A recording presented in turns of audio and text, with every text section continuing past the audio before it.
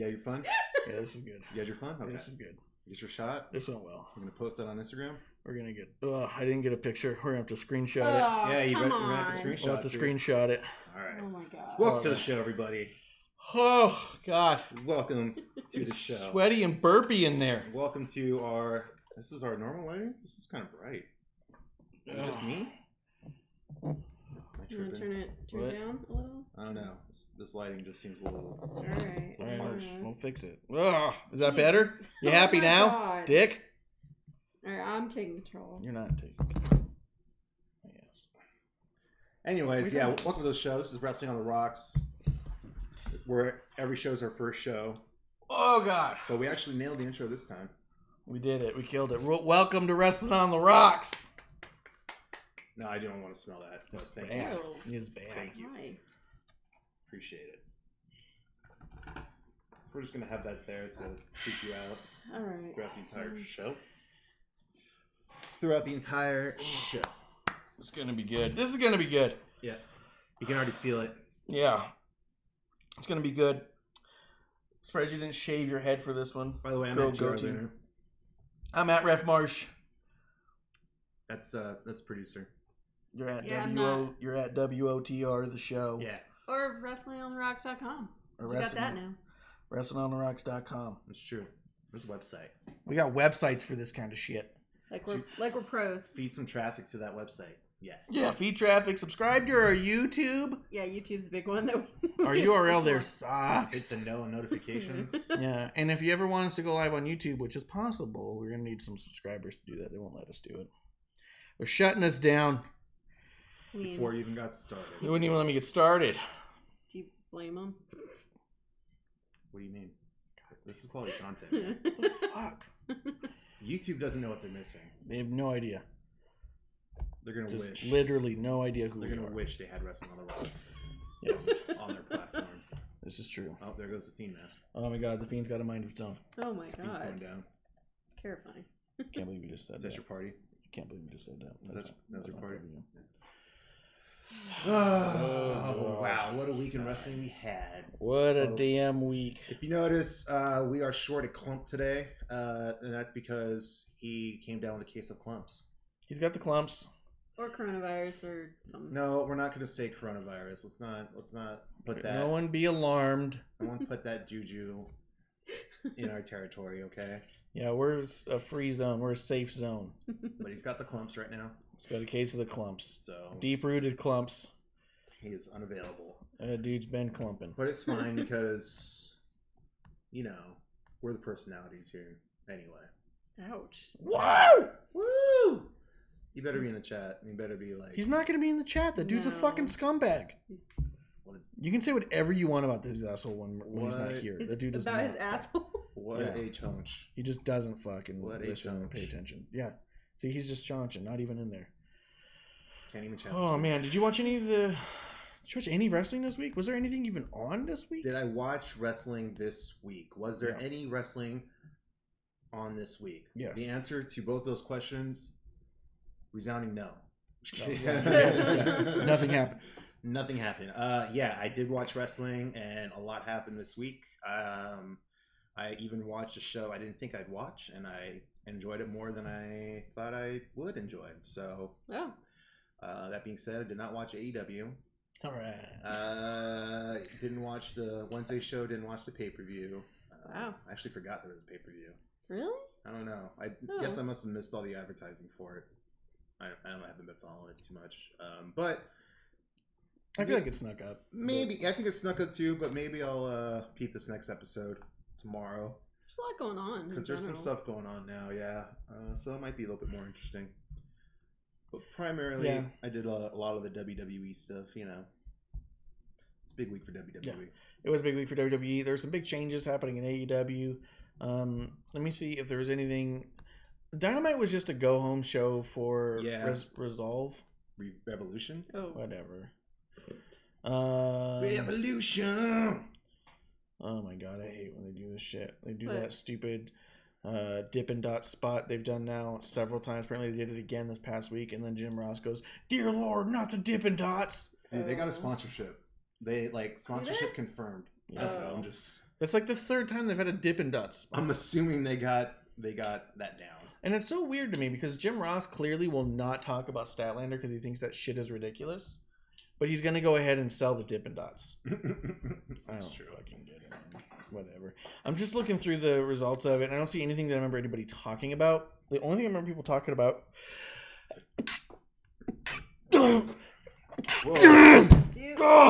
Ish. Why? Ugh. You all right, man? Oh, God. Good Lord. You throw your back out from that? It's never all right. These are going to kill me. Throw your back They out will from... kill me. But I will not let the demons take hold. Do you have the clumps? So... Oh, God. Yeah, do you have the clumps? Oh. Just a clump in my heart. Clump in your heart. Oh, God. Sad boy. So miss a clump. Ugh. The only thing I remember people talk about Dynamite was the end of it, which I thought was a little silly with Darby Allin doing the shit. Yeah, again, I didn't really catch it, so... Did you catch anything from NXT? Actually, I was looking it up because I did watch NXT. Oh, so I think the big thing, and I'll go ahead and plus it for the week. That's the top. Finn Balor versus Walter is a possibility. Yeah, that could be happening. I'm pretty stoked about that. Yeah, them teasing Finn Balor versus Walter was very exciting for me because I'm not sure what Finn Balor's doing here so much. There's a bug. I think Finn Balor right now, they need to just... actually, it'd be really interesting if they just had Finn Balor win the UK title. That'd be cool. Actually, I'd be cool with that. I would be really cool with that. And then just have him, like, do the NXT UK tapings and United States tapings as well as the champion. Just, like, do work, man. Yeah, I'd be really excited to see him do some... Plenty of guys in the UK brand that he can, go toe-to-toe with and have good matches. Both big guys and guys his size. So absolutely, I think you would do a world of good for them, and I think that he'd be cool to see him actually go back and forth. I think it would be cool. Yeah. And like Finn Balor's the kind of guy that you can have beating Walter and still have Walter like strong as fuck. For sure. So it makes sense for me. So maybe we'll get that. Maybe we'll get that WrestleMania match. Oh my God, Walter and Balor. You know what's cool about that too is the reason that Walter's in NXT UK and not in NXT proper or main roster. He doesn't want to live here. He just doesn't want to live in America. I know. Really? Yeah, he goes, no. He goes, I'm just happy doing what I'm doing here in Europe. I got a good thing going. I got some nice fans and stuff. I just like my life here. Mm-hmm. He goes, just flat out don't want to live there. He's talked about it in a couple of interviews. So the idea of him being able to have some of these dream matches with that kind of conduit would be fantastic. Mm-hmm. I mean, I can't blame him. Yeah. No, it's not inviting. It's not inviting right now. Yeah, not even to the Germans. Also with the only other thing outside of there was Bianca versus Charlotte. There's the only thing that stood out. So we had Bianca versus Charlotte, and of course Charlotte was going to come out of that winning. We all knew that, but Bianca still looked really strong. Yeah. In the match, she looked good, but how many times do you look good and strong and not win before I stop caring? Because now you just got the Johnny Gargano syndrome. I still feel like they should throw her into the women's match, make it a triple threat. Oh yeah, I think that's still possible. I think that's what they should do. I don't think that they're shying away from that either. I think it's very possible still. I don't know what it does for. I mean, unless Bianca wins, I don't know what it does for her. Which that would be big if Bianca beat Rhea and Charlotte in WrestleMania to take home the title. That would be pretty awesome. That'd be big for her. Moment. Yeah, but then what happens to Rhea? Then she's kind of like washed up after 2 months. You move Rhea up to fight Bayley. Why do I feel like we haven't really seen Rhea? You don't have to. That's the thing. That's the thing nowadays. Okay. With they're not necessarily call-ups anymore. It's more of just like some of these people are good to go. Rhea clearly does well in the ring and would be able to transition to the SmackDown brand or the Raw brand pretty seamlessly, in my opinion. I think she would too, yeah. And she's able to carry herself as far as like just overall personality. To me, it's strong. It would be a strong move because you also have a lot of women coming into NXT right now that you need to start pushing. For example, you got Chelsea Green. You said someone to start pushing. She could go away. It's fine. Well, I mean, Wow. they're going to be pushing Chelsea Green. She could just go away. That'd be better. Who else? She just disappeared. That'd be great. Zia Lee. Yeah. I see them pushing her. She's been winning some matches lately. I mean, you got Dakota Tegan. You got Dakota. Raquel. You got Raquel. Yeah. Candice LeRae's got nothing happening. She could get busy. Yep. I don't see her. Yeah. I don't know. Candice LeRae for me is like another Katie Cazzaro kind of. Shotzi. Excited for Shotzi. Shotzi's new. Yeah. So like I said, there's a lot of new talent coming in where you really don't need Rhea as the anchor of NXT right now. You don't, but at the same time, like, I don't think she's done anything impressive with the champ. It's weird to me. Her booking right now is so for me, an anomaly. She's held the title for 2 months and had one defense. Yeah. And they're saying Rhea is so dominant. She's such a dominant champion. Based off of what? Yeah. No, that's the narrative that they're pushing, and that's not her fault. No, but it's really confusing for me as a viewer. Yeah. I'm just all like, what has she done? To who? When? That's why I'm always thrown off, and every time I see that, I'm like, wait, isn't it Bianca? And I'm like, wait, no, she's just had more matches. Yeah. Where she looks badass. Pretty sure Bianca's had more takeovers than Rhea Ripley. Yeah, absolutely. She had a really cool UK run, but they shit all over UK. So it's like not really. Which again, throwing it on Balor could make a little bit more legitimacy back to the UK because they've taken away so much. Yeah. So that pretty much wraps up for NXT. There wasn't a whole lot to talk about. I mean, I know that they had the Crystal Young Vets versus who are they fighting? A lot of it was kind of same old to me. Yeah, I agree. Killian Dane versus Bronson Reed. Yeah, that was fun. But it wasn't like a highlight of the week. It wasn't to me like, oh, you go out of your way to watch this match. Charlotte versus Bianca feels like a match where it's like, yeah, you should probably check it out. Yeah, you should probably tune in to see this, see what happens. Yeah. But none of the other matches to me seemed like, with all the stuff that happened this week, there's other things you could watch. Yeah. You know what I mean? And that being said, there was a bigger show the day after, so. Yeah, a huge show the day after. One would almost call it a super show.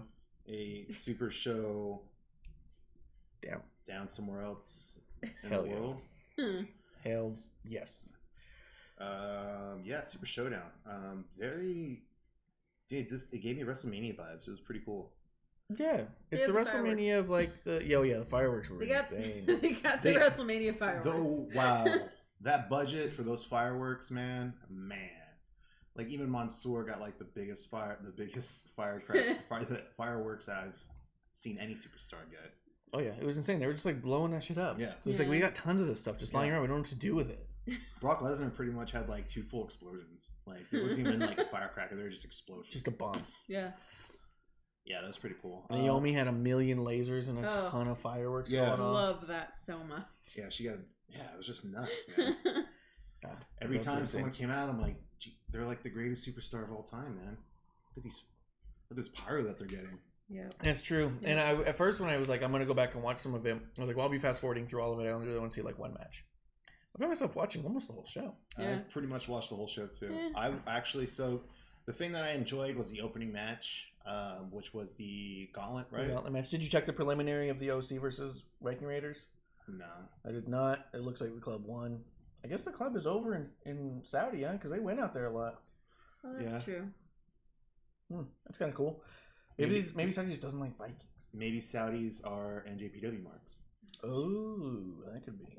Big on the NJPW. So, we don't know. But yeah, I like the opening match. I like the story of R-Truth. He was great, huh? Yeah, going through the rounds and getting the victories. Was it first Bobby Lashley? Yeah, he got through Bobby Lashley first. And then, who was it? I'm trying to think who was next. After that, wasn't it Andrade?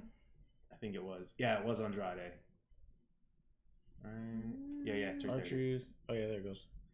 Yeah, it was Andrade. Oh, shit, Eric was in there? Andrade, then Rowan came out. Yeah, remember Rowan got disqualified? Yeah. Okay. Yeah. See, whenever I see Eric Rowan, I always get him confused with the Viking Raiders guy. Oh, yeah. Rowe. Yeah. Like, Maybe that's why they got rid of Rowe. I think so. Oh. Ivar and Eric because of Eric Rowan. But then they got Eric. I don't know, man. Yeah, Whatever. it's weird. There's nothing they could do. Whatever. They couldn't get out of it. Pretty sure his name's Eric Rowe too. Yeah, I think so. I think it's his like real name. It shows up to the front. Rossi's like, That's my name. he's got my name, dude. Like, what am I supposed to do?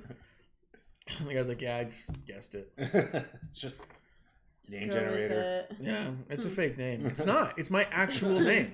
Nah, dude. I made it up. I made it up completely. Identity theft, man. It's very real. Yeah. So R-Truth goes through Bobby Lashley, Eric Rowan, and Andrade, finally getting to... I think he loses to AJ. Yeah, He does lose to AJ. So what was supposed to happen was Rey Mysterio was supposed to come out. Yeah. But Rey Mysterio did not come out. And this is after AJ beats him, by the way, because pretty much R-Truth was dead at this point. So Yeah, he was dead, but he put on an incredible show. yeah, valiant effort. He looked awesome in there. So Rey Mysterio was supposed to be the next guy coming out. AJ was laughing because AJ knew he wasn't there. They kept teasing it. Finally, dong. Yeah, dude. Dong. They brought out the dong. They brought out the big dong. They didn't. The big old dong. The big dong. Dong, da dong, dong, dong. You know what I mean? Old man Undertaker. Oh. I'm sorry. I'm not stating any lies here. Yeah, it's true. He's pretty old. He's and pretty pretty old. pretty Undertaker. He's pretty old and pretty under. Pretty Undertaker. They should be calling him Overtaker. Ugh, he's over, dude. People like him. They still like him after all these years. So Undertaker comes in, boom, chokeslam to AJ Styles, pins him. 1, 2, 3. You got a new tournament champ of this like big old rock trophy that looks like it's from Guts Nickelodeon circa 1995, with some lights in it, by the way. Yeah. But Undertaker has it now. It looked like an LED desk lamp. Yeah, it did. Yeah. Yeah, like plug it into your USB and you're good to go. Yeah, it was pretty funny to me. But I thought it looked nice in its own way. Some people were really shitting on it, saying it looked horrible. Dude, it's like, do you think Undertaker's actually going to have that and display that? Undertaker gives no shits about that. Yeah. Clearly he does. He came all the way to Saudi just for the trophy, dude. Just for the trophy. He came out, got the trophy, and then he stared at it for a while and said, yeah, goddamn right. You goddamn right. Yeah. I needed something for my trophy case I just bought. This is what I do. He bought the trophy case and then realized he only has titles at home. Yeah. He goes, what the fuck am I supposed to do with this now? I've got no trophies. I can't put my titles in my trophy case. It doesn't Wouldn't make any sense. Makes no sense. So he was like, oh shit, there's a trophy happening out there? I need that. I could do that. He's like, I got a power plug right behind the He's case. like, Vince, fly me out right now. Yeah. It's like, okay, you don't have to ask me twice. He goes, what the fuck for? And he goes, check out the look of this trophy case. He goes, that's pathetic with nothing in it. He goes, that's what I'm saying, Vince. Isn't the entrance longer than the match? Yes. Every time. Every time. That's Every tradition. Oh. That's a tradition. All right. So every time you see I don't know Undertaker, why be ready for that. I'm always expecting it to not be that short. Every time. He has to go. It has to be short That's for what his she sake. said. Hello. So after the opening match, which was pretty exciting. What else do we got? We'll just kind of yeah. Now I got it. Yeah, get it? I got it. Good.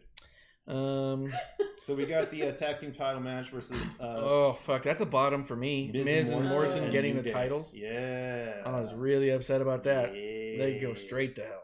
So that's a bottom for. I just feel bad for Morrison because actually, yeah, it's really sad what he's come back to. So when we saw him live last week, we went to the live SmackDown. Mm-hmm.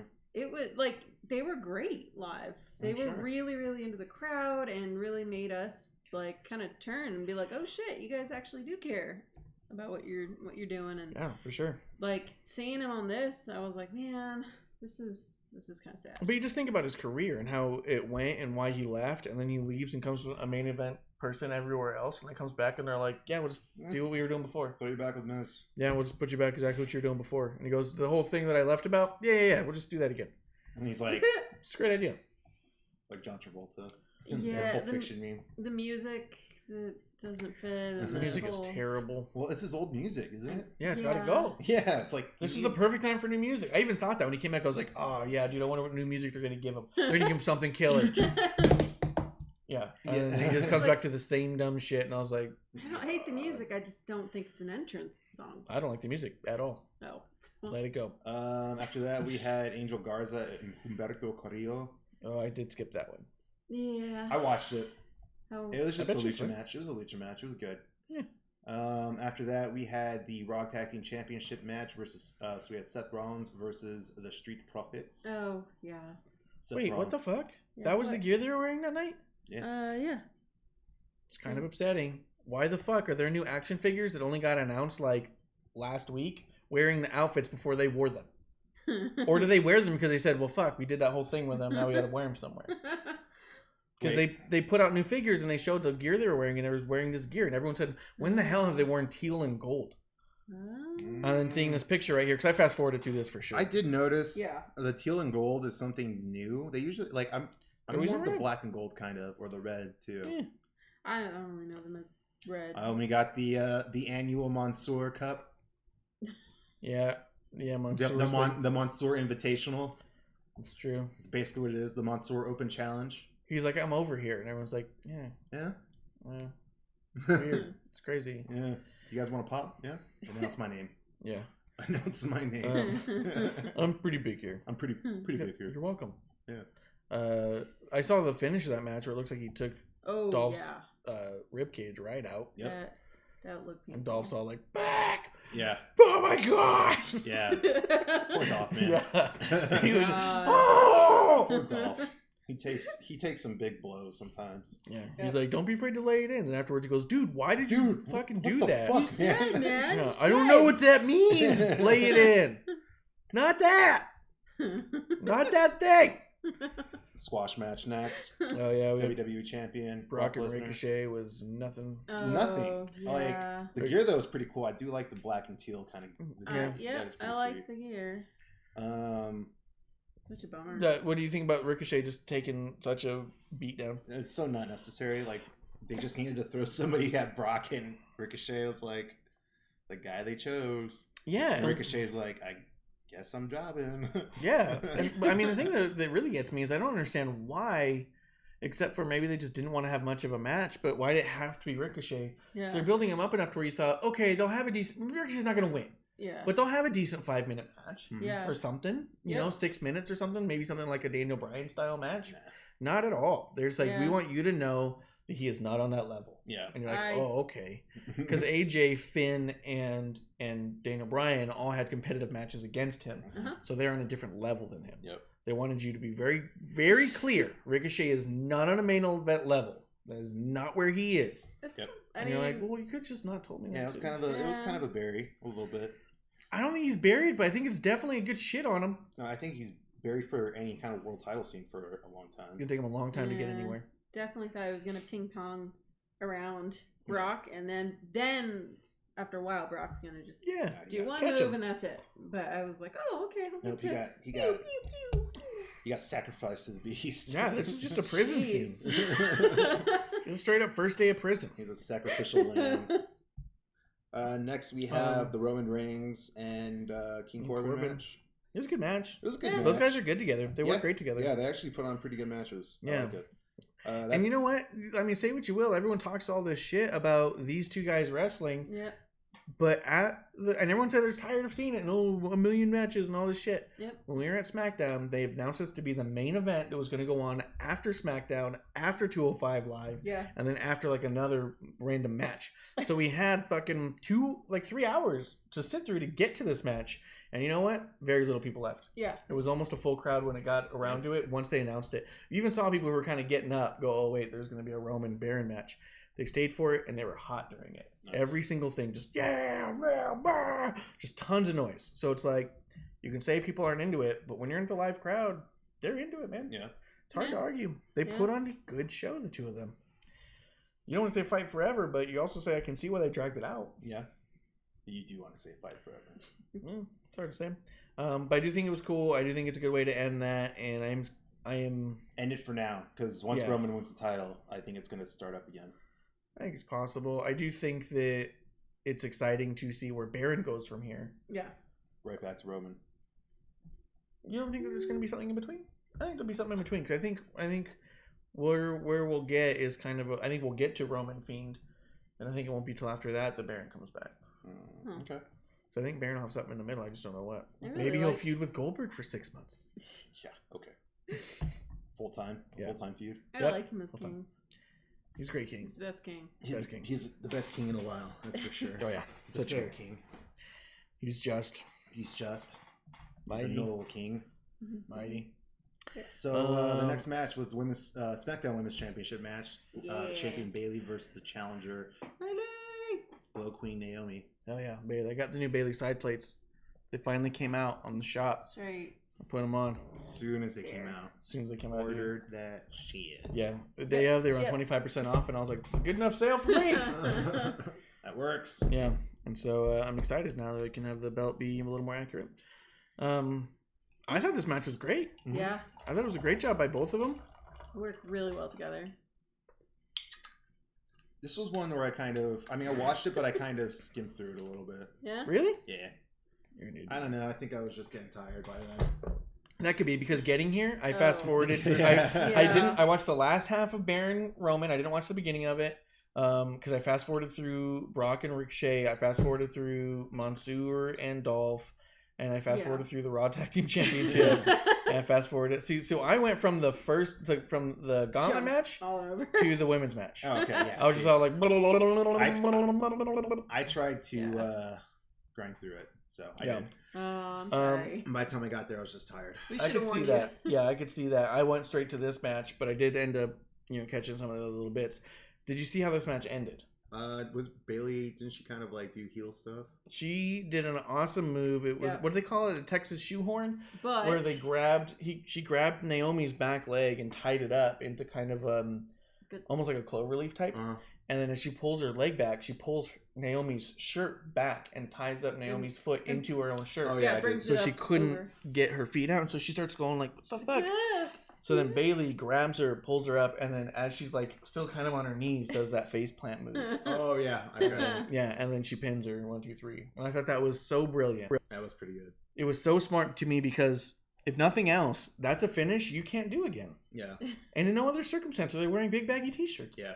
Yeah. So I thought it was so cool that they were like, not only going to put on a show for him, we're going to give him something special, and we're going to do something that can only be done here. Like, let's make it special. Yeah. Like, that's as special as it gets, is a finish that could not have been done anywhere else. Like when they use some part of the arena for something. And you're like, well, you couldn't have done it anywhere. No other place has that. And, you brought up a good point. They both stayed in character the whole time. Well. I did. I hadn't said that yet, but it's... Sorry. Yes, this is a point I brought up days ago, for sure, in a personal conversation. But you said it like I just said it now. Oh, sorry. My bad. That was weird. I like that. I like both of them. I do think it was really cool. They both got to stay in character. Where the first match they had with the women was Natty and Lacey, and they really couldn't be in character. Yeah. So they were just two women wrestling. And they did mostly different kinds of things than you normally see them do. You got to see their classic stuff, but there was a lot of chain wrestling, which you don't typically see. Yeah. Especially not with Lacey. So it was really cool to see that happen then. But this is one where they really got to be themselves, stay in character. Naomi's all colorful. Bayley's got the just the black on, and she's snarling at the audience and yelling at them and shit. Talking shit. Yeah. They got to be 100% in character and do their wrestling. I thought that was great. Yeah. It was really cool. Next match. What we have? So to me, that was one of my top 5s. Cool. That match in general. All right. Yeah. Top 5 right here. You're such a piece of shit. Top 5 right here, dude. You're such a fucking scumbag. So the next match, main event, The Fiend Bray Wyatt versus the Almighty, the all-powerful, the All-Might Goldberg, Bill Goldberg, and Billiam Goldberg. It went down like a typical Goldberg pay-per-view. Yep, with a couple of shoddy moves, a sloppy finish, and Goldberg wins and yells. Yeah. Also, Goldberg, Broserweight fan confirmed. You see that tweet? Pete Dunne posted it. He posted because Goldberg held the belt in his mouth like Pete Dunne does. Oh yeah. I did see that. He posted the picture. He's like, Broserweight fan confirmed. Yeah, that's so funny.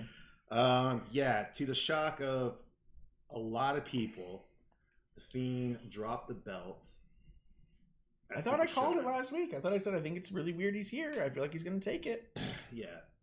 So the Fiend won the belt at a Super Showdown. Is that what they called it last time? A Super Showdown? A Super Showdown. Yeah, probably. And then he loses it at the next Super Showdown. I don't know. Like this particular one made me think that, okay, so the Saudi shows are no longer just glorified house shows. It's actually like a pay-per-view where shit can go down. So yes and no. I think it is a glorified house show still, with one thing impacting storyline. Well, I guess the tag title was impacted, but nothing else was. So I guess they brought up some relevance to it, and they started the AJ Undertaker thing, and yeah, it's a show worth watching if you're trying to stay in continuity. Well, that's the thing. Now it's in continuity. Now it's like actually kind of relevant. It's not just something you can. Where before it was like a thing that happened and no one talked about it. Like, Braun Strowman won the biggest battle royal or the biggest Royal Rumble ever. I don't think that they still bring it up. During the other Royal Rumble, they're all like, Braun Strowman got the most in the greatest Royal Rumble. I'm like, shut the fuck up, Michael Cole. Who the fuck cares about that? What the fuck are you talking about, greatest Royal Rumble? So, yeah, one of the most exciting champions to happen in recent history drops the belt to a 53-year-old vet, part-timer. A lot of people are upset about it. It's understandable. I'm on the thought that it's not a terrible thing that this frees up Bray Wyatt. It could be argued that it could have been done a different way. It could have been done a better way. But I think ultimately they had to pull the trigger and start this before they got any closer to WrestleMania. So now would have been the time to do it. I guess. And the argument people are making too is that right after that last jackhammer, Bray Wyatt got right the fuck back up. Yeah, okay, and that's one of the things too that which made me think that, okay, so Bray Wyatt didn't appear so weak from this loss. He went through and he got up from like 4 spears, something crazy like that, and then finally gets the jackhammer and goes down for the 3 count, only to get up like shortly after, pretty much unaffected, ready to beat that ass, Goldberg's ass. So I did like that they teased that and still left Fiend with some strength left. I think the idea, at least, I don't listen to a lot of Bustin' Open, and it's just purely because I can't figure out how I'm supposed to listen to it, and I'm a little lazy to check it out. But I did see a clip where he talked about the fact that he jumped up, and if you look at Bray's Twitter right afterwards, he talked about the sacrifice he made at Super Showdown, basically insinuating that he had to give up the title because at this point it was slowing him down. It was no longer going to be the utility he needed. It was something he needed to get Seth to pay attention, something he needed to lure in whoever else he fought. Daniel Bryan. Is that it? Those the only 2? Miz? That doesn't count, really. None of those needed a title. I'm pretty sure, yeah. But that's just it. So I thought the whole idea of him getting the title was that he was going to be, baiting the people he wanted and saying like, look, I'll fight you. Here's the title shot. But he never did that. They didn't take your booking advice. They didn't. So I guess the only reason he had it was to hurt Seth. That's it. And which also makes sense because Seth's character is title hungry. Yep. He collects titles. That's part of his character. That's kind of why I don't think the Miz counts. Because I never think of him as someone that needs the belt. I just always think he's like the comedy. Yeah. Well, that's just it. Is he attacked his family? He didn't have anything to do with the title. Miz got a WrestleMania moment for himself, so. Yeah. And so I guess the idea there is that at this point, Bray's like, why do I have this? It's in the way. People are talking about other things, and I'm trying to stay focused on the people I'm trying to murder. And in this case, he's trying to murder John Cena because of what happened at WrestleMania 30, which started arguably the downfall of Bray Wyatt as a character. And he wants his revenge. And he doesn't need the title to do that. He needs the title away from him to do that. Because without the title, he can be freed up to face John Cena, where with the title, he might be otherwise obligated. Good point. It's just, fuck that, man. It's fucking Goldberg? It just didn't go down the way people wanted it to go down. He could have given it to anyone else, man. He could have relinquished it. I'd rather Drake Maverick find it in the toilet. And Drake Maverick is the new Universal Champion. With toilet water dripping from it? Yes. Every week he holds it up and he goes like this. Don't smell it. He's still trying to make everyone forget about the door. The door injury, Goldberg. Oh, he killed himself on the door? Yeah, I kind of feel like that's why it's like, look, let me do cool stuff. No, because the jackhammer's ugly. It was more like a suplex. It was really ugly. It was not a jackhammer. I think it would be cool. So let's say Goldberg goes to WrestleMania and faces Roman. Roman puts on a stupid fucking match and wins it. No one fucking cares. I'd like to see right after that Bray Wyatt come out and challenge Goldberg and be like, I just want to beat the shit out of you, old man. Yeah, that'd be cool. You know what I mean? After getting his victory over John Cena. Yeah, he gets John Cena and he goes, "You're next, you son of a bitch." And then now you have Goldberg spear Bray, and Bray just fucking brick walls him, just sandbags him, boom, and you see Goldberg suddenly be like, "Holy shit, this is not what I thought would happen." You play the whole other side that like Bray was fucking with you the whole time. You weren't hurting him. He was letting you do your thing so you could get rid of this thing. But now he just wants to fuck you up, old man. Yeah, I do like that. I do like it. Then everyone comes back and oh my god, this Goldberg shit is great. Goldberg's so good. And then Goldberg puts over Bray as like this fucking force, but Goldberg still stays Goldberg because he's Goldberg. He's Goldberg, and to everyone else, he's a beast. But then you say, but there's this one fucking monster, literal demon that I can't beat, and that's just how it goes sometimes. Yeah. So I'd be okay with that. If that I would be too. And that's the end of Super Showdown. Twitter was in a shit fit following our last Thursday/Friday morning. You go on Twitter the worst times, I feel like. Well, those are the best times. What are you talking about? You've got to hear what people are saying afterwards. That's a good point. That's the best. So that leads us to Friday. That does, and then they fucking started the show with this whole like, we don't talk about Super Showdown because everyone's so fucking mad. Goldberg comes out to mostly booze and silence.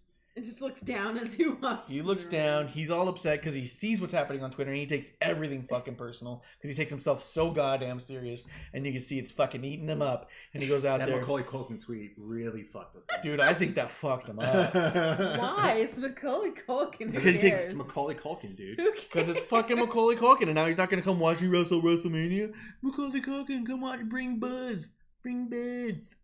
Bing Buzz. It's so dumb. That's what Goldberg sounds like to me. Oh. Okay. So he's next. Bring Buzz. I'm kidding. Goldberg's gonna beat the shit out of me one day. It's gonna be great, dude.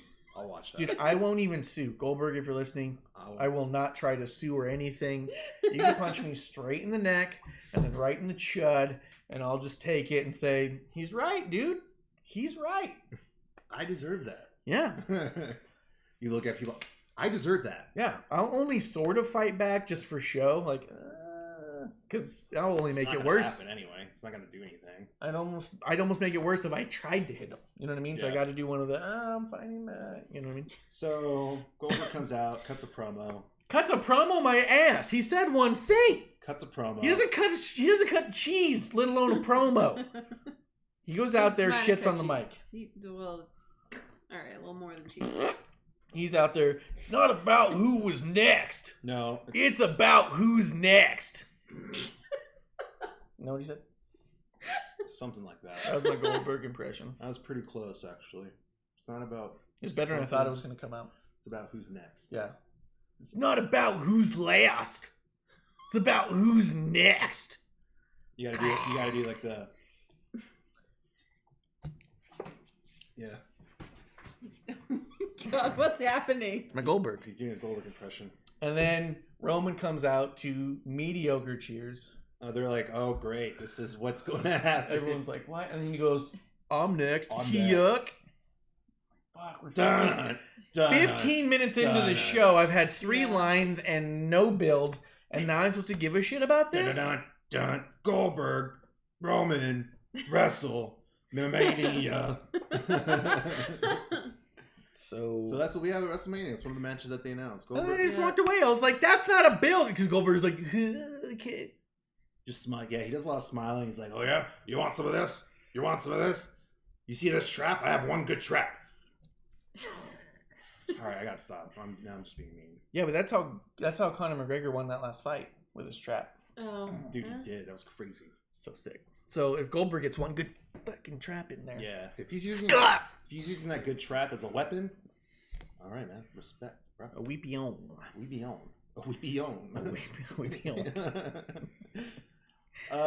So yeah, So I saw that happen, and I was all like, fine.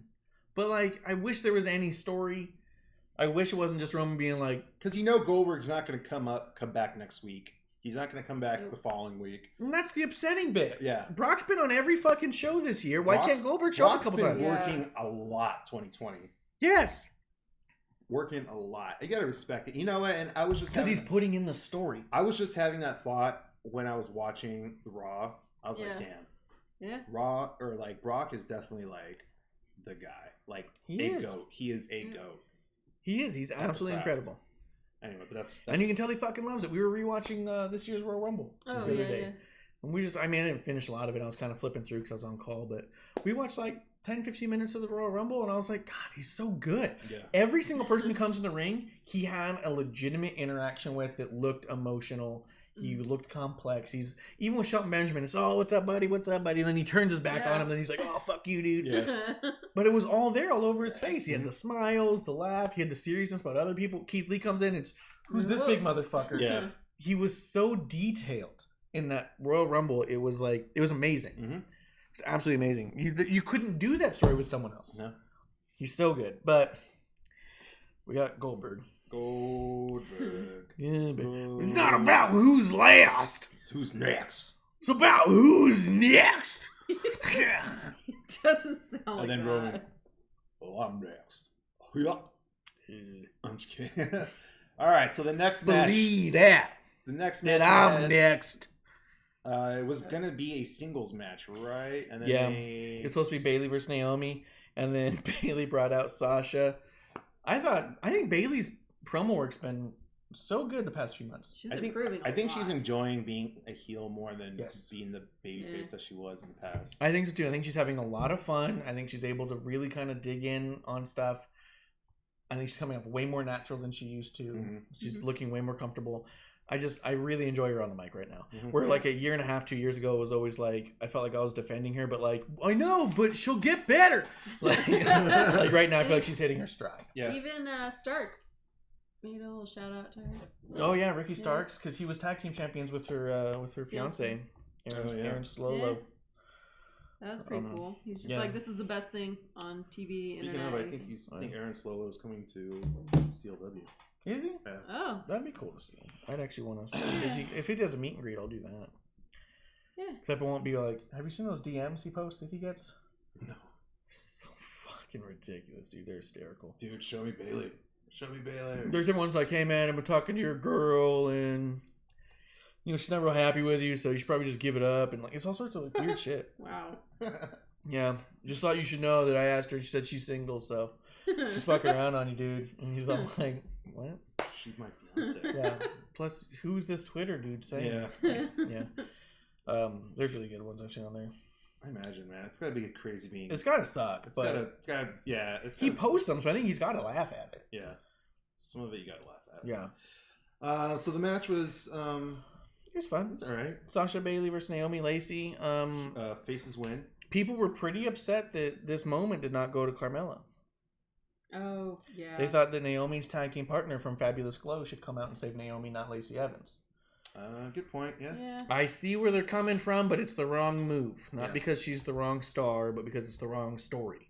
You had a tag team match to push two singles storylines. Mm-hmm. You still got Sasha and Lacey to clean up. You got Bayley and Naomi moving forward. You needed Lacey out there to push the Sasha angle. You would have used Carmella if you were pushing a Boss and Hug connection angle, but they're not. They're trying to push two separate storylines in one match. That's why it wasn't Carmella. But it doesn't mean that after this is all said and done, potentially Mella and Naomi could go for the titles. Can I get some more Sasha Banks, please? Yeah. Thank you. I want some more. Yeah, she was great. It's gonna be like platinum album, so. The way. A new song. Drop the bass. Yeah. Drop the bass. And I thought Bayley's whole thing was so good too. She's like, she's gonna be better than Beyonce. Yeah. Fucking points at Naomi. And Cardi B. Yeah. So funny.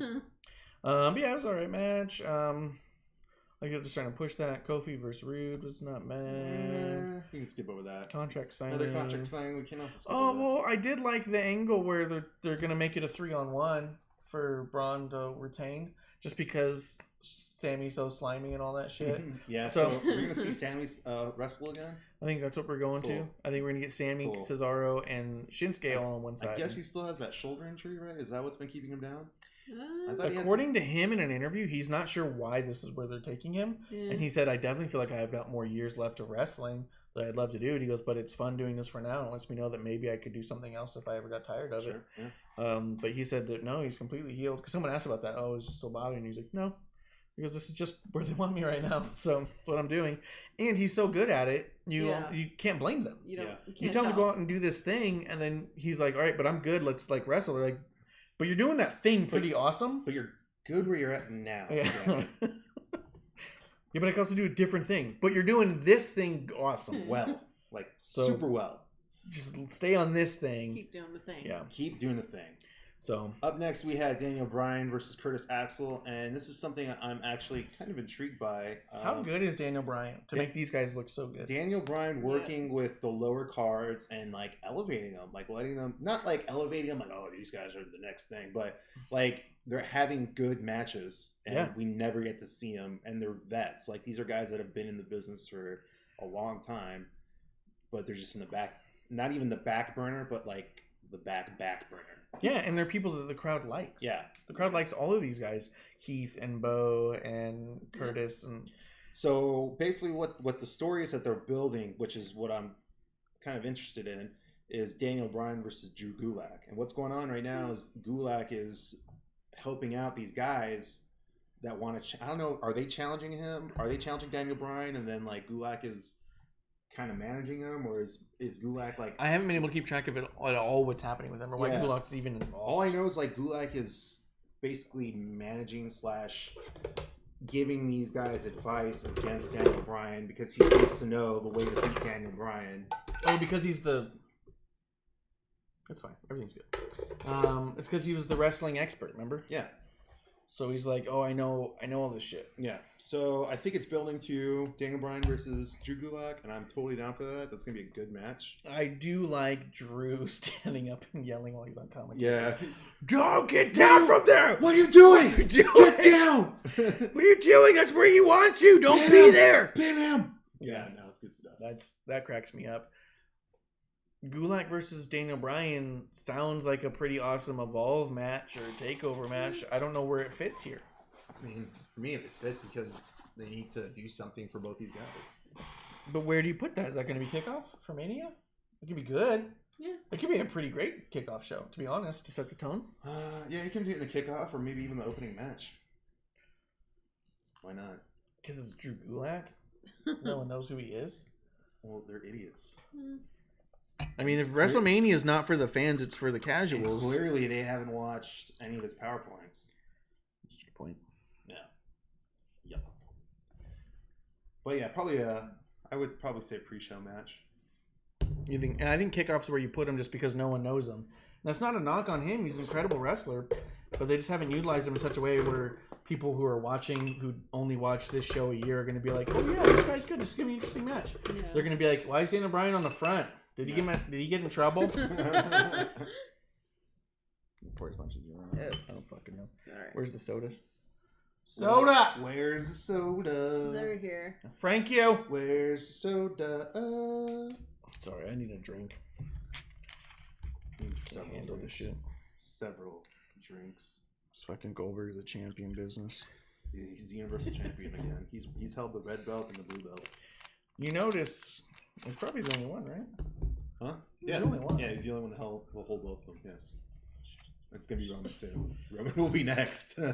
He is next. I'm next. I'm next. I get to hold it next, dude. Guys, I'm next. Anyway, goddamn it. Yeah. I just wish there was story, and we'll get to that too. But there's more story in this stuff than there is on the other. So, what was I about to say about Goldberg being champ? What was bothering me about it? It's bothering you, dude. Yeah, that's what he said. It's just it's bothering you. Story. Are you actually intrigued by a Roman Goldberg match? No. I have no investment in it. You didn't even sort of think about what it could be like. There was no hesitation. You're like, no. I couldn't care less if it ever happened. It's not a dream match. It's not like, ooh, what would happen if these two fought? It'd be like, oh, what a shit show if these two fought. This is a match that's bad on paper. You know how they talk about all the matches that look good on paper, and then you have the match where, oh, styles clash, there's no chemistry, you just didn't know. Man, it looks good on paper, so you go for it. This is one that looks bad on paper. And they're going to go for it. And they're like, let's do that one. 100%. They're like, here's two dudes who do very little in the ring to get the crowd excited, and definitely need someone else to get them over in the match. 2 of them. Let's put them together in a singles. To be fair, let's give him 30 minutes. Goldberg might be able to jackhammer Roman. Maybe, because he's the right shape. And also, Roman can just jackhammer himself, I think. That dude's jacked. Yeah. I bet you I could jackhammer Roman with Roman's help. With Roman bracing? Yeah. Roman will be like, just go with it. I'll be like, what? Dude, and then he'll grab me and move me around, and I'll be like, wah! And then when you replay it, it looks like I'm like, wah, wah, bruh. You know? Really, Roman's just like... Yeah, just manipulating, and then he moves my arm around him all real quick, and then he like tickles me, and I go, ah! And it just like holds him up. Tickles. Yeah. Wow, that was interesting. He said it, tickle. He wants to be tickled by Roman. Hey, Roman. Hey, believe that. Holla. Believe that. Believe that, homeboy. Brother. Like, I get the idea that Gulak and Bryan could put on one of the best catch matches that probably have ever happened. But do you think the main... Like, to me, that sounds like a not main roster match. I mean, they haven't done any promos against each other anyway. The only build right now is Gulak managing these guys to try and beat Daniel Bryan to no avail. So at some point, they're going to have Gulak just beat the shit out of Bryan or something. Like, while Bryan is, like, talking with Bree and his daughter, and just, like, beat the crap out of him in front of his daughter. He should be holding his daughter, and Gulak should hit him with a car. Okay, dude. No. What? That's how you build heat, man. Okay. That's some heat right there. Okay. No, I'm saying hit him with a car. Violence in front of the kid, not violence to the kid. No, that's violence. I've been watching the Gabriel inadvertently Hernandez the kid. files, okay? Which one? Gabriel Hernandez? Gabriel Fernandez trials on Netflix. Oh. It's pretty dark. It's about child abuse. I mean, that made me laugh, but crickets. Usos versus Miz and Morrison. Ooh! Souls. I forget. Did Usos win? I don't think so. But yeah, they did. They won. Yeah. They won because it was a non-title match. It was a non-title match. So what better way to book your new tag team champions than to have them lose immediately the day after? Maybe not even 24 hours after. Crazy. With like the time. Dude, did you see the promo that Bayley cut after the match at Super Showdown? It was like a 2-minute clip. They had an interview in the back where she's like super tired and kind of like out of it. And they're like, SmackDown's like in 19 hours. She goes, yeah. I'm not going. Just like completely, I'm not going. And they're all like, oh, but you know, it's this is like, you can find, she's like, I'm not going to be there. And they're all like, all right. And then ask her a couple questions like, so you're going to be at SmackDown, right? And she's like, yes. She's like, it's a 19-hour flight. Yeah. The show goes on 18 hours. What do you want me to do? Yeah, What do you want me to do? Yeah, it's a 19-hour flight, and the show starts in what, 18 hours? I can't. It's God, not. you're dumb. What are you asking? So we'll see it SmackDown, right, Bailey? Yeah. God. Yeah, exactly. It's a circle. I'll find it and send it to you. But that, yeah, you're right. It's like it's not even 24 hours later. Yeah. It's like probably because of time zones going backwards. Yeah, it's probably the day before. Exactly. They probably lost the match the day before they won it. Damn. Friend of the show, unofficially. Damn, that's crazy. Who's a friend of the show, Miz? Yeah, Bailey. She was posting. Bailey posted my drawing twice. Oh, nice. On stories. 2 days in a row on her story, so it was up for 48 hours on her story. She liked it. She must have really liked it, which is cool. Because I see them share fan art from time to time, but I don't recall seeing one a couple of times. And then Naomi posted once too. Naomi posted it on her story, and she liked that. You're also followed by the chosen John Cena, so she's followed by John Cena. I'm followed by Natty. Oh, that's right. Both are pretty cool. I'm not followed by anybody yet. Gosh. Yeah, go ahead and give us a like on YouTube. Yep. WrestlingOnTheRocks.com, YouTube. Probably need to tone back some of my tweets though. Yeah, less about feet and actually probably more about feet would get you more about the feet. Yeah, the wrong crowd. This can get you the wrong. We don't no want that. such thing. We need them. We need them all to watch. If I got to do the show with my feet on the table, I will do that. No, please don't. Just make sure they're clean. Yeah, I'll put on my Zicky Dice shorts. I'll put my feet up, and we'll do a whole show. Ew. And the final segment of the SmackDown, something that they've been billing for the past 24 hours. They did a really good job with all the videos. They actually the video packages and the such. Return of John.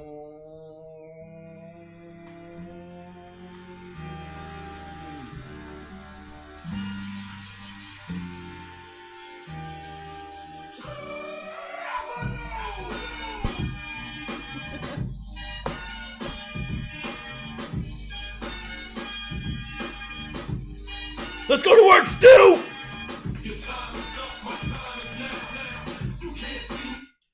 Love John Cena though. Love me some John Cena. Sorry. Yeah, so John Cena comes back. First time. Neighbors are like, what the fuck is happening over there? First time he's been on SmackDown since they moved to Fox. Yeah, I believe so. Yeah. No. Yeah.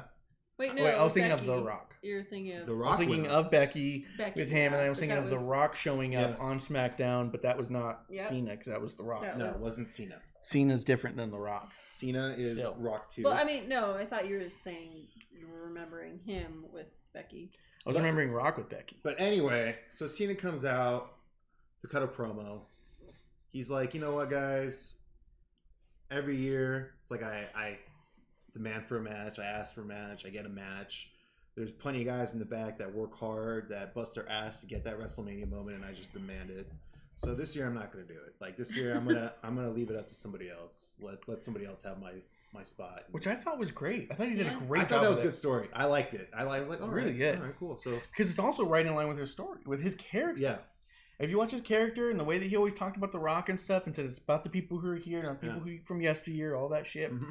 It was really cool for him to come in and say like, I mean, he didn't even mention the fact that he was like only a blip in last year because you know he could have even pushed the whole like, you know, last year I just wanted a little taste of it, so I did a little thing, and this year I just don't want to take up any of their time. Yeah, you know what I mean? Like it almost played out like he was weaning himself off of WrestleMania, right?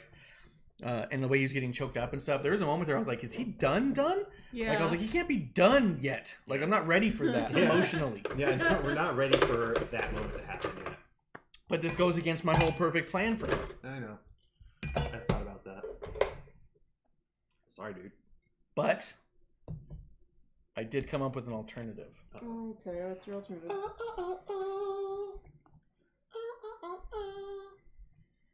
Did I need to airdrop this one over to you? Airdrop it. I forgot to airdrop it. Oh yeah, no, I don't see that happening either. No. Wow. That was no hesitation either. Okay. Spoiler alert: Gabe doesn't believe it. All right, let's see. Yeah, I forgot you like did a couple of these. Hold up. Okay. I got two coming your way. Oh my god. Accept them both and put them both up. I do have a theory for John Cena that makes my 17th title reign still possible in the current realm. Oh my. Okay. So I just have to wait until you send them all. What are you talking about? It says received. Yeah, which means they're open. Stop. I don't know what they're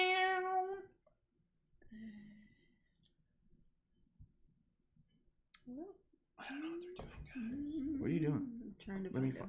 Do we even have like the chat on? Yeah, we're just knocking chat. No one's chatting, so now everyone has to wait. These two right there, both Hold of those. Hold on. They're I right can there. only put one up at a time. At a time. So I'm about to put it up. Put it up. Put it up. Here's where we go. There we go. There we go. This is how we do it. What is happening? This is what I'm talking about. The hell is happening? I'm just trying to not get any of that. Any of that. That was a projectile burst. Yeah. I'm just like... There's a lot of clout in that. I'm glad I got this mask on because that was... I can't... Woo! Woo! This is what you get for giving me soda. You know. I have a mask. You know. I'm perfectly protected. Did we get the picture up? Mm-hmm. Okay, yeah, that's not going to happen. Picture's up. Here's the picture. It's up. That's not going to happen. You got John Cena winning the Fiend's title. I want the Fiend to put his title on the line and call it some sort of weird demon heavyweight championship and give Cena his 17. No. Put up the other one too. No, you. The other one going. No, that's going into Bray's personal collection now. No, I think this is how you have Bray with a championship without Bray having the title. Ooh. But then he's going to lose it now, so he's going to have to get it back. And you know what he does? He turns that faceplate to a spinning face. Stop. I don't want to hear anymore. There it is. I don't want to hear anymore. Cena holding up the old... Yeah. Imagine that face spinning. Nope. That'd be sick. Not it's going to be amazing. I'd rather like the eyes spin. Oh, this is the one I meant to say. Spinning eyes. The eyes could spin, the mouth could spin. I think it'd be cool. Maybe I'll redo one with John Cena's face stretched out over the middle of it. So he's just like, all stretched. You should do that. I do want to see that. I'll redo one. Yeah, do one of those. But yeah, I think this is where you go with it. This is where you take WrestleMania. You take John Cena taking the Fiend's title for number 17. Boom, I'm back invested. You know what I mean? You should show vignettes. Or you should show videos of like John Cena at the studio, like trying to film stuff, and like the Fiend is interrupting the production. Like his supernatural forces are. Oh, that'd be cool. Yeah. Like he's at Fast and the Furious, and then his car flips and hits like a post or something, and the Fiend's like off to the side laughing and shit. That'd be fucking hilarious, actually. Fiend ends up being in Fast and Furious.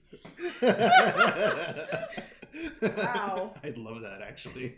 It's like, oh my god, this is part of the story. Yeah, holy shit. Fast and Furious is built to WrestleMania? You're watching Fast and Furious, and you're like, what the fuck was that? Did anybody see that? It was like, what? It's like, yeah. The Fox, yeah. WM Fox is like, now playing theaters near you. Jesus, that'd be hilarious. So yeah, so basically what happens is John Cena cuts his promo. They show John Cena getting into the same car that Paul Walker drove, and then show the video of driving with Bray Wyatt's laugh over top of it. Oh no! Come on. Why? Don't even show the end. You just show him driving away. Or just recreate the scene with like John Cena and Bray Wyatt. Yeah.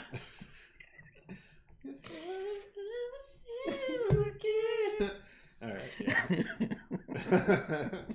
Yeah. But this, okay, so the idea of Bray versus Cena, like I said before, as Bray trying to get at Cena because of transgressions past in WrestleMania 30, that's all well and good, but that's not what we got last week. Right. What did we get? You just got two dudes like, they didn't build anything. It was just Fiend walked out. Fiend pointed at the sign. Fiend became Ronda fucking Rousey in a jacket that doesn't fit, pointing at a sign and smiling at everybody. And then John Cena's like. And then exactly what does John Cena do? Turn his fucking back on the Fiend for like 45 seconds. Look at the crowd and be like, what do you guys, what do I do? The Fiend behind him just like, I guess I'll wait for a different time to fight him. Yeah, I guess I will not drop kick you off this stage today. Yeah, they made the Fiend look like a fucking clown. Mm-hmm. Because here he was, John Cena's so not concerned about you. No. He's turning his back on you. He's playing up to the crowd. He turns around and does the old Hardy Partner. Mm-hmm. Yeah. And I was like, the fuck was that? And he does it with some... Yeah. Like with some manliness. Really bothered me. Here's how I would have booked that same segment. Fiend just fucking murders him. No. Because you're building to the match. Oh. Right? So I would have had it when they had the face-off. When the music does the thing and it comes up and Cena's like, so. And then the camera comes around and there's the Fiend. Oh, that's fine. It's goofy, but it's fine. And he comes around and then he turns around and sees the Fiend. I would have had this moment where they're looking at each other. Maybe I've seen a few feet back than where he was. And have them both go, "Wah!" And as they're running at each other, turn off the lights. Yeah. Lights come back on. Cena's by himself. He's breathing. No one's in front of him. Cena's like this, like. Yeah. You see Cena just sitting there, swinging at nothing, and there's just laughter, and he's like, "What the fuck?" And then the thing goes out. And then next week on Firefly Funhouse, you have Bray Wyatt start the promo battle between him and Cena, because we already knew from that moment. Oh, here's what we're leading to. We didn't need Bray Wyatt pointing at a fucking sign, being like, "I want my moment." He's the fucking Fiend. He's a demon. And I get it that he wants to be at WrestleMania because the cyclical nature of trying to go back to where it all began, to make the things right and all of that. There's great storytelling and why he wants it to be at Mania. Yeah. But pointing at the sign doesn't tell me any of that. So it's not the story, it's the how you get there. Yes. The lack of how. If they had done it like I said, if you'd done it where they're about to clash and then they don't, and then Cena looks scared, what the fuck was that? Yeah. And then it just cuts out. That's the end of the show. What's going on? Yeah. Next week you have Bray Wyatt do a thing. The week after that you have Cena do a thing. The week after that you have them both do a thing. Oh, and one thing too is when they did that and the lights cut out, you could still see Bray, and like you see Bray turn around and run. Yeah, it is. I was like, oh, he's not teleporting. Yeah, especially for a character that is so theatrical and dramatic. Dead. Yeah, that would have been cool. I was really upset.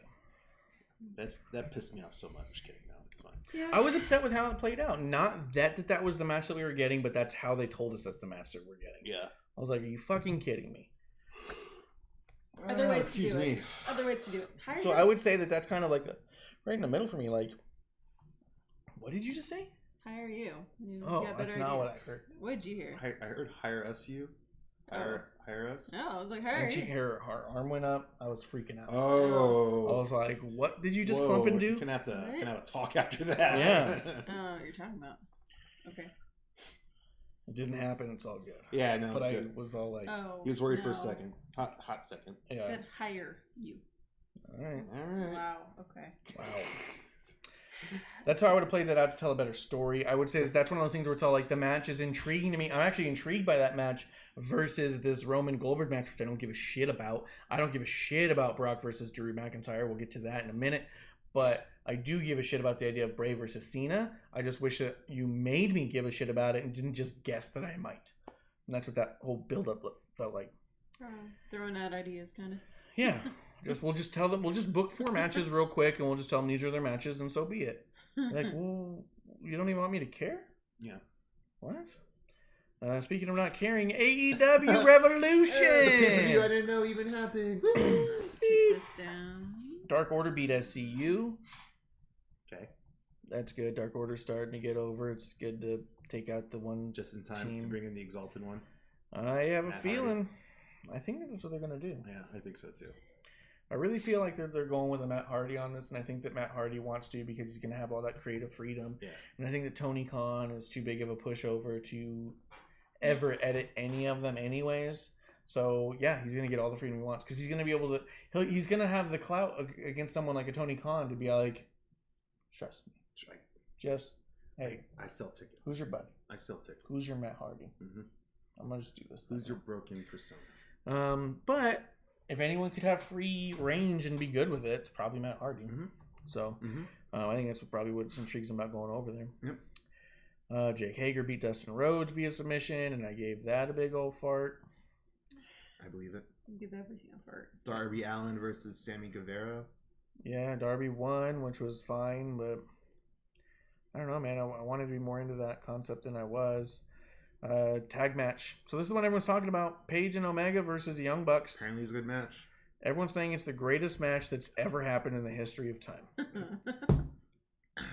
I mean, well, if the Young Bucks and Kenny Omega are in it, then obviously it's got to be true, right? Every clip I saw was all like, the fuck? Yeah. So I don't know. But they're still building for that Kenny Omega, Adam Page. Yeah, Adam Page and Omega split, that I also don't give a shit about because they've made Adam Page this irresponsible drunk. So, and they made it so cartoonish, like, hey, let's go. You saw that, right? No. They did this whole thing where, like, after the match, Hangman goes to the outside of the ring. Which, by the way, I'm not a fan of this ramp that goes right up to the ring. Yeah. Every time I see it, that's old WCW days, though. Yeah, and I didn't like that back then. I don't like the look of it. Even when I watch that old stuff, I'm like, no, I don't like it. So he's standing on that ramp thing, and Omega kind of turns his back and like waves at the crowd and shit. You know, he does.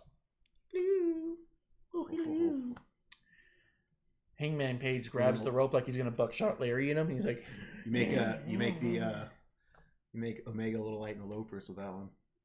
Yeah, have you seen the way he moves?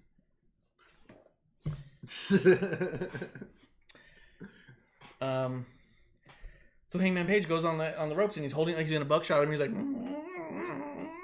like overly cartoonish, and then Omega turns around and he's like, and then like goes in and like come on buddy, and he sits on the rope. He's like, come on buddy, and it was like the stupidest overacted thing And I was like, oh, maybe Hangman Page doesn't have it. Yeah. Like, maybe he's not the guy. Yeah, I kept thinking this whole time they're misusing Hangman Page, and he's the guy, and why isn't he the guy that they're pushing, and what's this stuff? Then I watched that whole segment thing, and I was like, oh, that could be it, I guess. I don't know. So it was way overacted, and I don't know, man. You had Nyla Rose defeating Chris Statlander via pinfall. I heard that match was good. This is saying it was a D. I did hear that it was obvious that the women in AEW are indie wrestlers. Yeah. Without training. That's how people were describing it. I was in a chat room with a bunch of wrestling fans, and they're all watching it, and they're hyped over everything. Like, this is incredible. Oh my God, everything. And this match came on, and they're all like, this feels flat, right? Like this is bad. Isn't it bad? Everyone's like, well, I mean, the NXT women are just so good. And NXT women aren't good. They're the best. My favorite women wrestlers are not in NXT, and I can say without a shadow of a doubt the best women's division in all of wrestling is NXT. Yeah. You know what I mean? Just because they're my favorite doesn't mean I think that they're absolutely the best. The best, I think, are in NXT. But, I mean, I think it's arguable to make some claims for other people as well. However, I don't think there's an argument to be made that AEW's women's division is taken seriously by anyone, including the people in it. True. Where's the bummer? Here's the other thing. Is people talking about how good that match was, the Hangman Page Young Bucks match, and then everyone was saying everything afterwards felt like it was just a little more flat and didn't deliver. Because you guys blew your load on that match. Exactly. And here's the big thing that Cornette keeps saying, that everyone keeps telling him he's stupid about. Is he says they do too much too early. He goes, when you're going to have big spectacular stuff, you have to do it later. He goes, you will kill your main event when you do that shit in the middle of a show. Yeah, no, AEW, and I think he said something along these, I don't think he said it, but other people have said it, where it's like that, follow that asshole mentality. Mm-hmm. Like, follow, yeah, like, good luck following that match, asshole. Like, yeah, that's the mentality that everyone in AEW has. Like, every match has got to be like the match of the night, and whoever follows it has to beat that, has to try and beat that. And it's just, you got to pace the event. There's something where you pace the match. There's psychology in matches, but there's also psychology for events. And there's psychology for the viewer. Yeah, that's what I'm saying. Yeah, you're doing stuff to the viewer when you do stuff in the ring. Yeah. The viewer's behaving in a certain way, and they're reacting a certain way, and you can blow them out. Mm-hmm. So, yeah, you're overworking the audience, and by the end of it, your thing that brought them all here is now a letdown. Mm-hmm. Do you want them all to feel deflated at the end of the night? And that's kind of what he was talking about. Yeah. And that's, I mean, again, I don't agree with everything Cornette says by any stretch of the imagination. I do think he has some really great insight, having been in the company or in the industry for so many years. But that was one thing I took note of. I was all like, oh, I can see what he's talking about. And it's the one thing I've noticed that NXT does at times for sure, and AEW does a lot, where they put this in there and it's all like, let's have the best match of the night. Instead of just making that your fucking main event, or saying, hey, how about you guys don't fucking do this right now, because we're trying to build up to a huge fucking moment with a championship title change, and you guys are going to fucking kill it. They say, no, follow that, asshole. Mm-hmm. So yeah, there's something to be said for, like, yeah, I guess you can all have the creative freedom to do whatever kind of match you want. Or you guys can pretend it's a fucking TV show where it matters how where there's ends. A beginning, middle, and end. Yeah, and maybe you don't want to blow out one of those things early. You want to make sure that people come back for the next episode. Mm-hmm. Hey, DJ Murloc 3, why are you not watching Impact? You guys watch Impact? I'm not watching Impact because it's on right now, and so am I. Why are you not watching Impact? Because we're bad. It's probably like I am. Yeah. Does Impact, their show's on? I know, because they stream like 24/7 basically, but is their show on right now? I think their show comes on when our show comes on. Oh, okay. We'll catch it afterwards. I wonder if Clump. Does Clump follow Impact? Clump doesn't even follow us. Clump, go to hell. Well.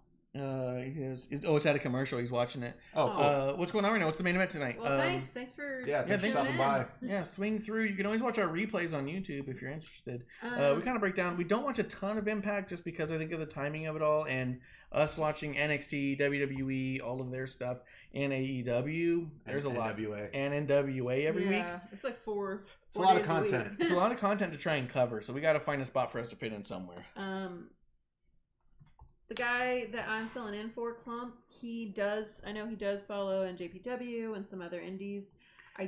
I feel like he may see Tessa versus Taya. I thought that was going to be happening. I thought it was going to happen at a pay-per-view. I didn't realize that was this week. Yeah. That's going to be a good match. Which is also interesting because I believe that's the first heavyweight title match to be just 2 women. 2 women. But I feel like you guys do go back and check out, like... I do. I go back and check out things that impact. I like to know what's going on major over there. Yeah, for sure. But I don't watch it, obviously, live every week because I got to do something. I got to do this thing, and it's got to fit somewhere in my week. Yeah. So I do. I go back and rewatch stuff later and read up on what's going on and read reviews and stuff. It's not because we don't want to. Yeah, no, I'm a big fan of Tessa. It's just time. Yeah, and I do think it's really cool that they're having a women's match for the world title. I think that says a lot. You know, for your trust in the women's division. Yeah. Speaking of a company that doesn't trust in their women's division at all. MJF defeats Cody. So yeah, MJF beat up Cody. Cody bleeds again. Cody bled again. I think MJF bled again. Or bled for the first time. I think that these guys don't know how to cut themselves right. Because they're getting these nasty scars that don't bleed much. Yeah. They're getting these really like weird punches in the fucking head where nothing happens and they have to keep like hitting it later, trying to get blood to come out, and it's just this horrible gash that's not bleeding because that's not where the vein is. Weird. So I think that they kind of just don't know what they're doing when it comes to that. Yeah. Well, the strange thing to me is that they have like older people have been around. So yeah, you think Arn would be all like, "Oh yeah, dude." Yeah, like that's how you do it. Or is it that they are telling them and they're just not listening? Or they just think, trust me, I know this. Which I think is the Sean Spears thing. I hope is not the case. I hope. But I think also, was it Mick Foley talked about that one of the big tricks when you weren't allowed to blade but you needed to get blood was there's a way to clip your knuckle on someone's eyebrow that just bleeds like crazy. It was the fucking best. He talked about it in his book once.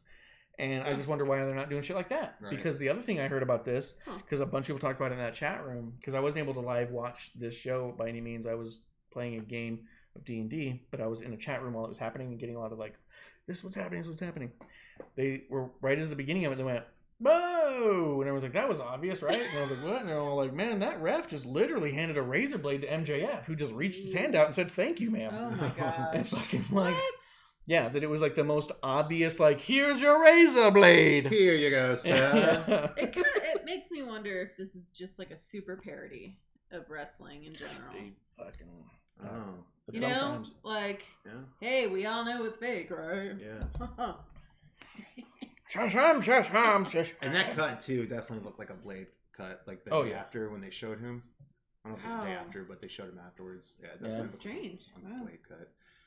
I don't know, man. Teach them how to get color, man. Teach the brothers how to get color, brother. And then, so Cody lost this one, which I thought was sucked. And MJF won with a cheap shot with the diamond ring. Diamond ring came in play. That diamond ring is so stupid to me, man. I'm not behind that diamond ring. Every time I see it, I'm so annoyed by it. But they have it on a heel, so maybe I should be. Yeah. Let me see. After that, we had Punk and Orange Cassidy. God, I was not into any of the stuff I saw on that. I get it why people were liking it. They're like, look at Orange Cassidy's finally doing something. He's actually trying. He can go. Yeah. I mean, I already knew Orange Cassidy can go, but it's just... I'm not interested. I'm not really interested either. All right, main event. AEW Championship. I'll go ahead and give this a plus. This is the top of mine for the week. Yeah, you know, I'd say Moxley defeating Jericho is a top 5 moment of the week for sure. So they finally changed the titles. Asterisk bottom 5. He was already wearing a champion shirt that they were already selling at the fucking shirt rack. Oh, great. John Moxley. Spoiler, huh? Yeah. So John Moxley versus the AEW champion. I want that shirt. Yeah. I need that shirt with Moxley as a champion real quick. Is he from the future? What's going on here? I didn't really see the match. I don't know what happened. Moxley cut himself horribly, barely bled at all. Almost no blood, like 9 stitches. Jesus. It's like, what are you doing? Come on. So bad blood jobs. Yeah. That's what I mean. Like, no one over there seems to know how to do that right. I don't know, man. And it's a shame. Because you know what it is? Is like, they all want that Dusty Rhodes forehead. But Dusty Rhodes wasn't the best guy at blading, man. Why don't you want that Mick Foley forehead? It shows. Yeah. Or if you look at the fucking hairline you can, but like Abdullah the Butcher. that's what they want. Like, oh, if you just fucking grind meat it, then it'll bleed. Ew. What? Eventually, maybe some. Yeah. But Foley's just also like, beep. Like, that's the one I want. Yeah. I want a forehead like that. Yeah. Less effort, more effect. Yeah. Beep boop. But Moxley beating Jericho via pinfall was, I think, the move. I do think that it's... I mean, tell me about all the things you love about it. Because there's very specific things I love about it, and there's a lot about it that I think is just like, can we please move to a point where you're your own company yet? Tell you what I like about it? Yeah. Oh, first off, Chris Jericho is just getting super obnoxious for me. I think that's the biggest thing. All right, again, what you like about it? Well, that's what he's saying he likes about the win. That's what I like about the win. Is like it's finally the belt's off of Jericho, off. Okay. Which is something that was bothering me. Man, I mean, again, I'm not really invested in the company. It's cool to see Moxley have success out of the WWE, but it sucks because it's still that like, oh well, you know, the belt's on one former WWE star to another, you know. Yeah. And I can see that argument, but I think Moxley deserves it. I think he's like really got himself over with the AEW crowd and has made his character what it is. He was over with them before he showed up because he was over in WWE. Yeah. And you also can't convince me. Maybe you could. I'm open to suggestion, but I just don't understand a story where they're painting the story that he was so poorly booked in WWE and poorly used and never got over and was just never given a chance. He was a WWE champion. Mm-hmm. He was in WrestleMania. He was closing out Raws every fucking week. Mm-hmm. He was opening them the weeks that he wasn't. He was constantly prominent on their TV and pushed as a major star. Mm-hmm. And he was over with that crowd. Mm-hmm. What else do you want? Yeah. Just because he couldn't do everything that he wanted to do the way that he did it doesn't mean he was poorly booked. Mm-hmm. He may have been frustrated creatively, for sure. But it doesn't mean you were poorly utilized. It just means that you didn't like the way you were utilized. Right. But that doesn't mean you were utilized bad. It's just not the way you would have done it. Right. Which is our conversation half the time. Hey, it's just not the way I would have done it, but this is why it works. Yeah. Moxie's just not even saying it was working. Right. Regardless of the fact that the crowd was responding the way that they ought to, and he got so much fame out of it, he could just shift over to a new company and say, remember me? And everyone said, you're the number one. Yeah. You didn't have to do anything. You know what I mean? And he switched. It's not like he just switched from A to B. He went to NJPW first, so there was like a B to C involved. Yeah. So, but all that said, I think Moxie's incredible, and I do think that he should have been the first one to hold the championship anyways. Yeah. Because he is a former WWE champion who was in storylines with Cena and AJ and all of that. That it brings an elevation to that title. And as much as I like Jericho, and everyone wants to say he's the greatest of all time, he literally, realistically, was a mid-card talent most of his career. Mm-hmm. He had a couple of stints as a world champion to shock the crowd. Not because he was considered the main event talent. You know what I mean? When he beat Stone Cold and Rock in one night, it was because no one thought it would ever happen, because why would a mid-carder beat them? Mm-hmm. It wasn't because he was on that level, even by fan standards. Right. So I think by having Jericho be the star and saying we're the number one, you're like, when was the last time you held a championship that wasn't Intercontinental? Right. You know what I mean? Like, it kind of, to me, devalued the company immediately, saying our best is mid-card. Our best is the best mid-carder that's ever been. You know what I mean? Like, nothing wrong with Jericho's career. I think he's great. But he kind of was the best mid-card ever. Right. He was so good at mid-card that he could sometimes peek up into the main event and come back down. Right. But Dean Ambrose was billed as a main event all the time. Mm-hmm. And when he was doing mid-card stuff, it was like, oh, a main eventer's down here. Mm-hmm. So I think that by putting it on him, it actually elevates the title for once. I agree. Watch everyone just fucking sets me on fire for saying Jericho's mid-card. Everyone just leaves the yeah. chat. Goodbye, everybody. Stream just cuts off. Yeah. What was that? Power cuts out. Mm-hmm. Fiend comes in. Goldberg shows up. Fuck! Try to lift me, old man. But I do think it's cool that Moxley has it. I don't think that it's realistic when people say, look how far he's finally come. He finally made it. Shut the fuck up. That's stop. Where you're like, hold up. Yeah, come on. be realistic. He's always been up there. He finally was able to get the company to come up. He like basically went to Japan and went up there. Yes. Yeah. So it's not like they like threw him to the wolves in NJPW. No, he won gold twice. Yes. And in WWE, he was still in the main event conversation when he was leaving. And so I gave the big fucking farewell. And like if he stuck around in Japan too, he probably would have been in the world title scene. Absolutely. Absolutely. Yeah. So he's a top talent and everyone knows it. And I think that everyone argues that Jericho's top talent because everyone knows in the back of their mind he's not really. I wish he was top talent. He's not a top guy. He's a top guy for hardcore wrestling fans because we've seen him for so long and we've loved his adventure. So for us, it's really cool to see Jericho and be like, I'm so glad he's still doing it. I'm so glad he's still good. Yeah. Although, even that conversation's back and forth at this point. But he's a top star for hardcore fans who've been watching since the 90s. He is not to anyone else. Mm-hmm. I think that's the argument. That you have to argue that Jericho's the GOAT. Right. Yeah. You don't have to argue John Moxley's top tier talent. No. He could show up at WWE next week and take the world title too, and everyone would be like, yeah, of course. Of course he would beat Roman for the title. Yeah. Right? Yeah. I mean, realistically, Jericho, is he going to beat Roman for the title? No. Would he beat Goldberg for the title? No. Would he beat Bray Wyatt for a title? No. Brock Lesnar? No. Could Dean Ambrose beat any of them? Yes. Yeah.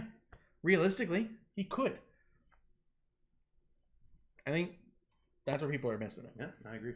100%. Well said, ref. I really like the shirt that they came out with. It was the AEW title. It says Mox spray painted on it.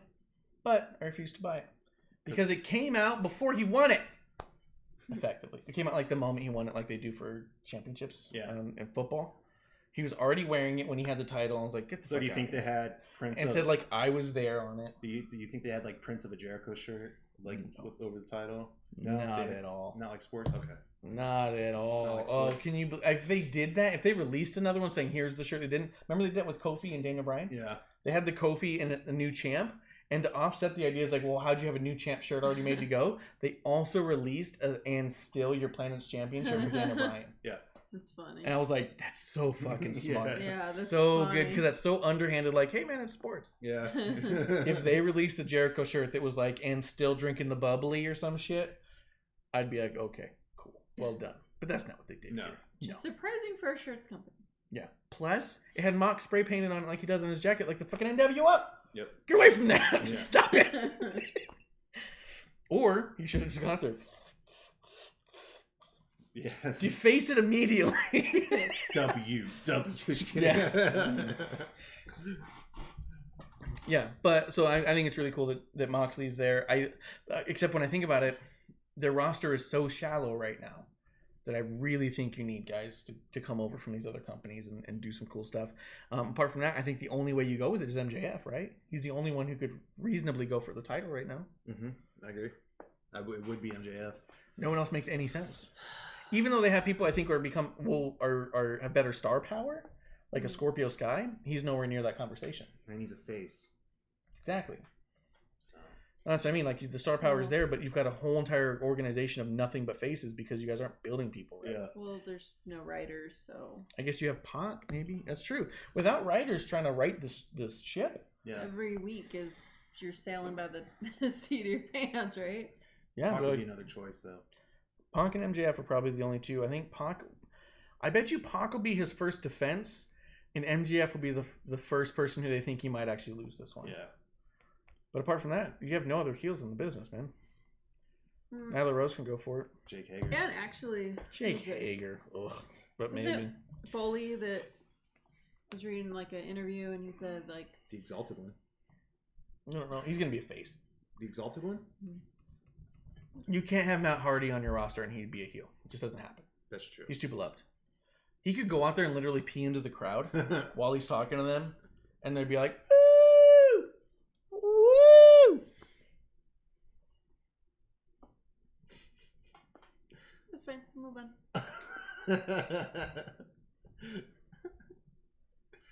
The mask is like covering up her reactions because like I'm definitely looking to see what her reactions are to some of her stuff. She's so pissed right now.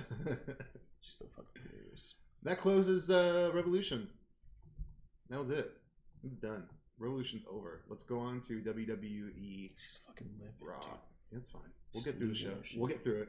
She's fucking losing it. You're the one sitting next to her, dude. She's gonna stab me with a knife. You're the one sitting next to her. Don't give her a knife. She's got glass. I gotta take this away. She's got access to glass. She'll cut me with this. She will cut me with this. She's done it in the past. She got a bottle right there that she can just. I make one pee joke. Yeah, but it's peeing on people. Golden showers. People who are cheering.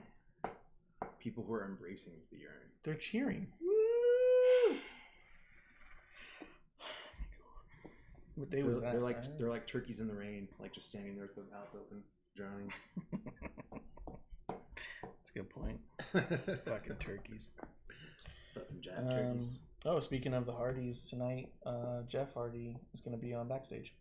So I'll let you know what he says. Jesus Christ, Jeff. Yep, we are definitely going to watch that. Definitely going to watch.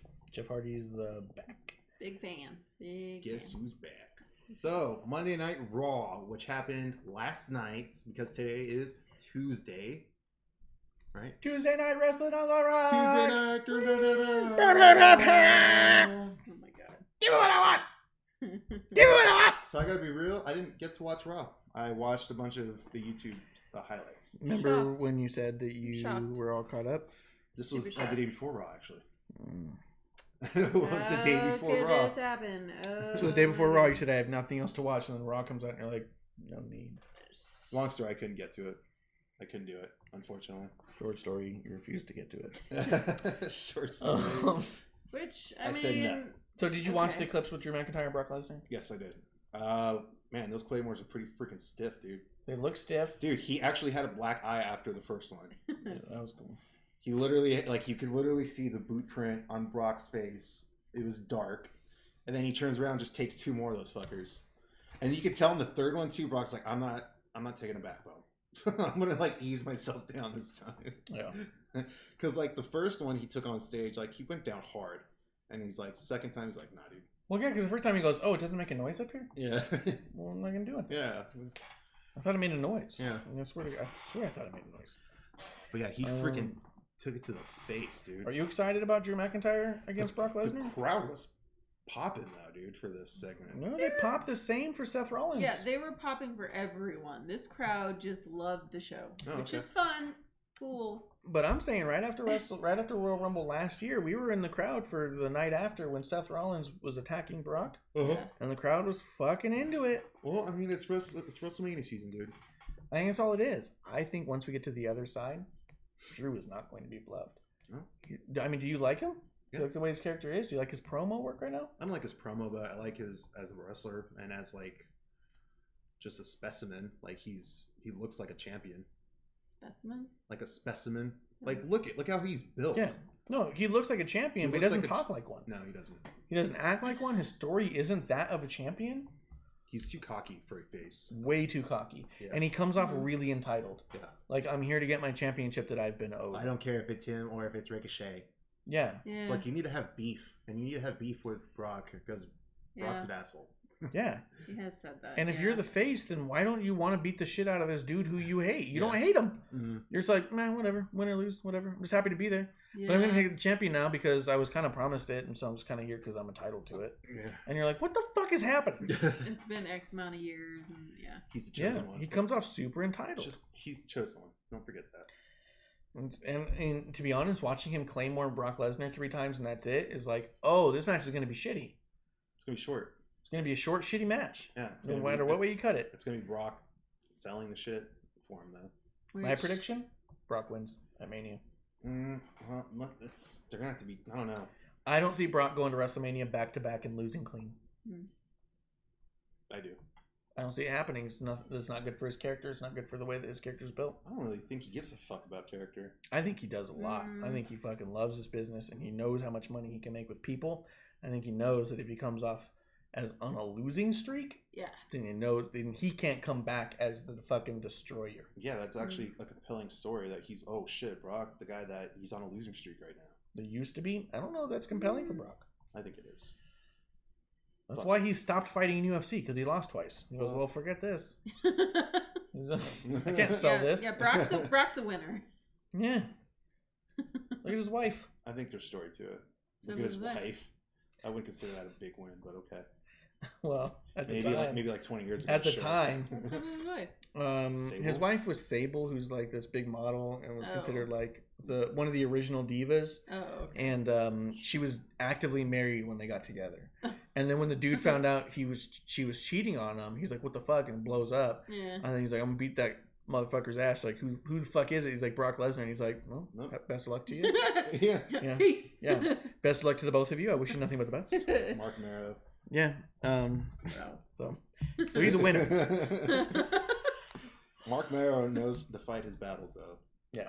Respect to Mark. Yeah. It's like, well, you know. And he was like a Golden Gloves winner too, Yeah. so he can fight. But he was like, Nah. it's gonna be an actual fight. Yeah. One of us is gonna. Yeah. Best case scenario, this goes 3 minutes. Yeah. It's too much. Johnny be bad. Yeah. So I'm not interested in Drew McIntyre as a champion whatsoever. I'm really not. I think it'll get boring pretty quick, but I think it's what's going to happen. I'm not interested as a character in any way either, and I don't think that they're selling me on it. I think I'm more interested in Brock right now, and I'm feeling for Brock more than I am for Drew, because Brock is selling the story, and Ben Heyman is selling the story, and then Drew McIntyre just comes out all like, "Hey guys, I'm supposed to have a championship pretty soon. They're supposed to give it to me. Let me do my little count and shit." I'm gonna have my moment. People on the Twitter universe are talking about Brock right now and how well he sold for him. Like, that's the thing, which is, you wouldn't have thought that like a year ago when everyone hated him. Yeah, Kofi, like. Oh yeah, everyone just and 2 years ago, 2 years ago, it was like, you make me hate wrestling. Yeah. And now everyone's all like, I don't know, he might be the greatest of all time. Yeah, I'm seeing he that might like be the GOAT. all over. I'm seeing like, man, he might just be the best heel we've ever seen. Yeah. We just didn't know. It's like, everyone's something like, "Ah, fuck, we've been getting worked." Guys, we've been getting worked the whole time. He's a bad guy. Guys, he's a bad guy. Fuck. How can I have been so foolish? Yeah. So yeah, we have that. Next, we have the Raw Tag Team Championship: Seth Rollins and Buddy Murphy, which they now just call Murphy. That's good though. They now just call him Murphy. That's it. That's good. I mean, it's a weird name, but that means that people are watching. It's like a Murphy dad. I think Murphy's a cool name. It's fine. Murphy. It's better than Buddy Murphy. I'm gonna be honest with you. Yeah, Street Profits. I wish they called him Da Murph. No. Come on, Da Murph. No. Street Profits win. Da Murph and Shorty G, your tag team champions. Oh my god. The Raw Tag Team Champions are now Street Profits. All right, that was a bottom 5. That's bottom 5 for you? Oh, for sure. Oh yeah. Yeah. They're the most annoying tag team I've ever seen. Okay. What, you loved it? I didn't love it. You didn't hate it. You loved it? I like the end though, because Seth Rollins was like on the mat and he knows the next spot's coming up. He's like, shit, I need to like roll in a little bit closer. And Montez is like, nah, fam, I got it. And just like flies across the ring. I did like that. Yeah. He is a great athlete. Yeah, he has a hell of a frog splash, man. Yeah. Yeah, Seth Rollins looks up and goes, "Oh, it's too far." And he's like, "No, I got this." He's tiny. Of course he can fly. I'm sorry. He just looks he does like 3 of these and then just keeps going out. Triple jumps. Yeah. He looks skinny enough to fly wherever he wants to fly. That's all. So you hear like a little, and then he's just like, just a weird, it's a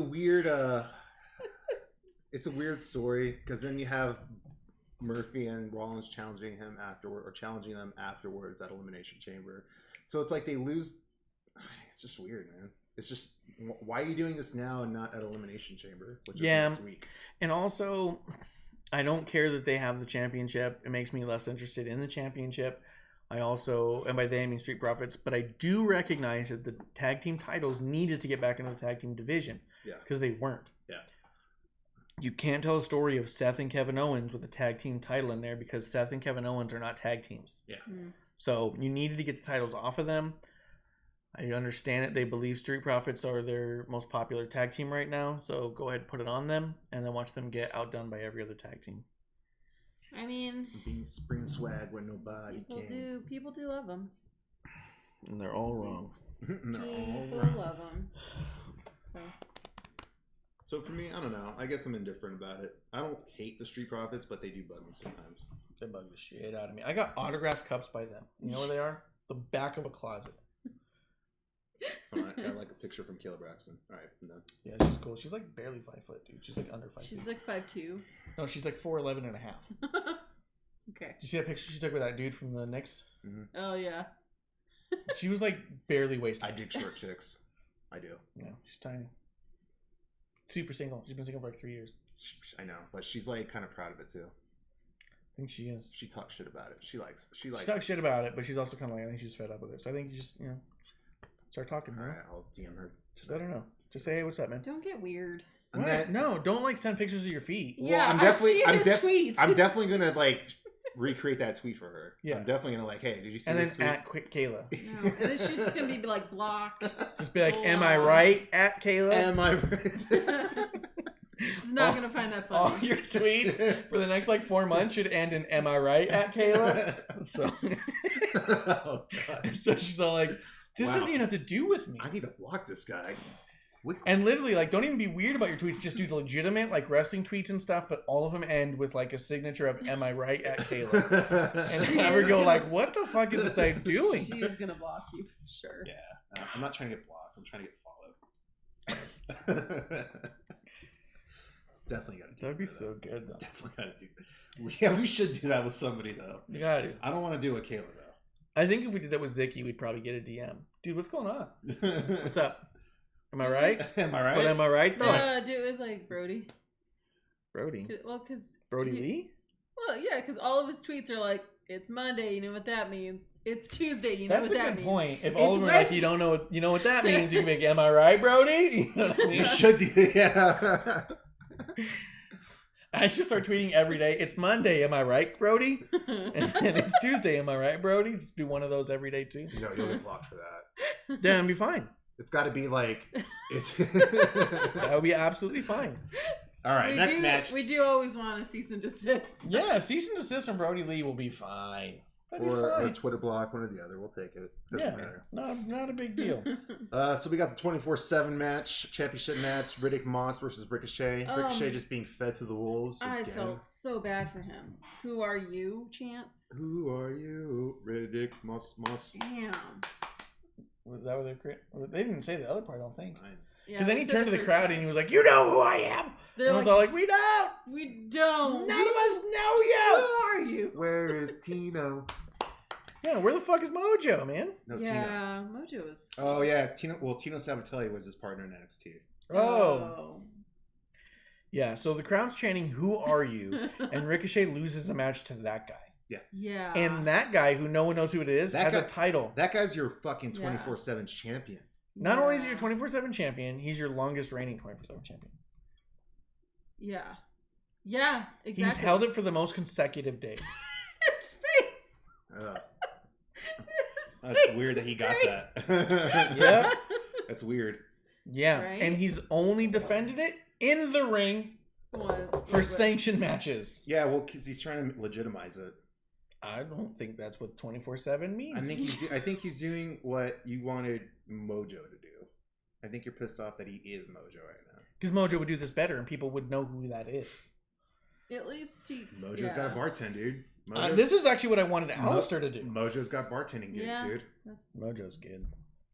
Yeah, so this was a horrible thing that happened to Ricochet. Yeah, like this is the second time in a week he's been jobbed out? What the hell? Yeah. Thursday, so Friday, Saturday, Sunday, Monday. So yeah. Yeah, I mean it was only 4 days. It was only 4 days.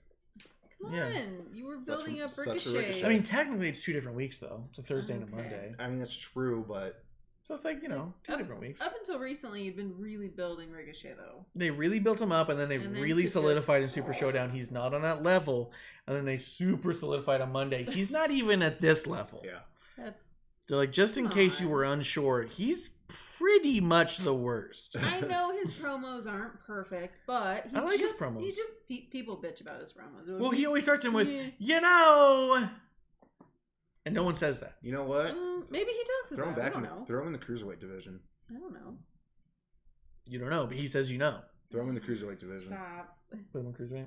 Put him in 205. But come on, look. There is no 205. Is there still 205? Crazy, right? Yeah. John Keisto We saw 205. does all the commentary for that, and he's fantastic. Love you, John. Commentating a show that nobody watches. Yeah, but he'll come back. So he took over. Sounds for Vic really Joseph. familiar. Am I right? Am I right, at Marsh? What? Commentating a show that nobody watches. Wow. What show? Oh, okay. He's doing a thing. Oh. Okay. No, he's actually really good. He took over for Vic Joseph on 205. So Vic Joseph is doing Real Sports now or some shit. Is that what's going on? Is that where he is? I think so. I don't know if he's like actually gone from WWE, but right now he's doing like Stuff in Columbus? Real Sports. Is he in Columbus doing Like it? basketball, I think. Where? I don't know where. What the fuck? Oh my gosh. Fine. I was hoping he was doing stuff in Columbus. That's where he's from, so he'd be all fucking happy to do that shit. But now he could be anywhere. I don't give a shit. Vic Joseph was so good. And I went to listen to John Keisto because I was like, fuck this dude who took over for Vic Joseph. This is bullshit.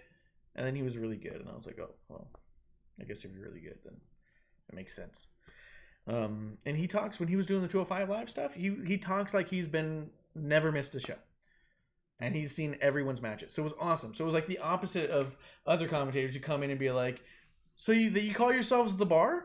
What's that about? And they're like, yeah, we've been doing that for like a year and a half.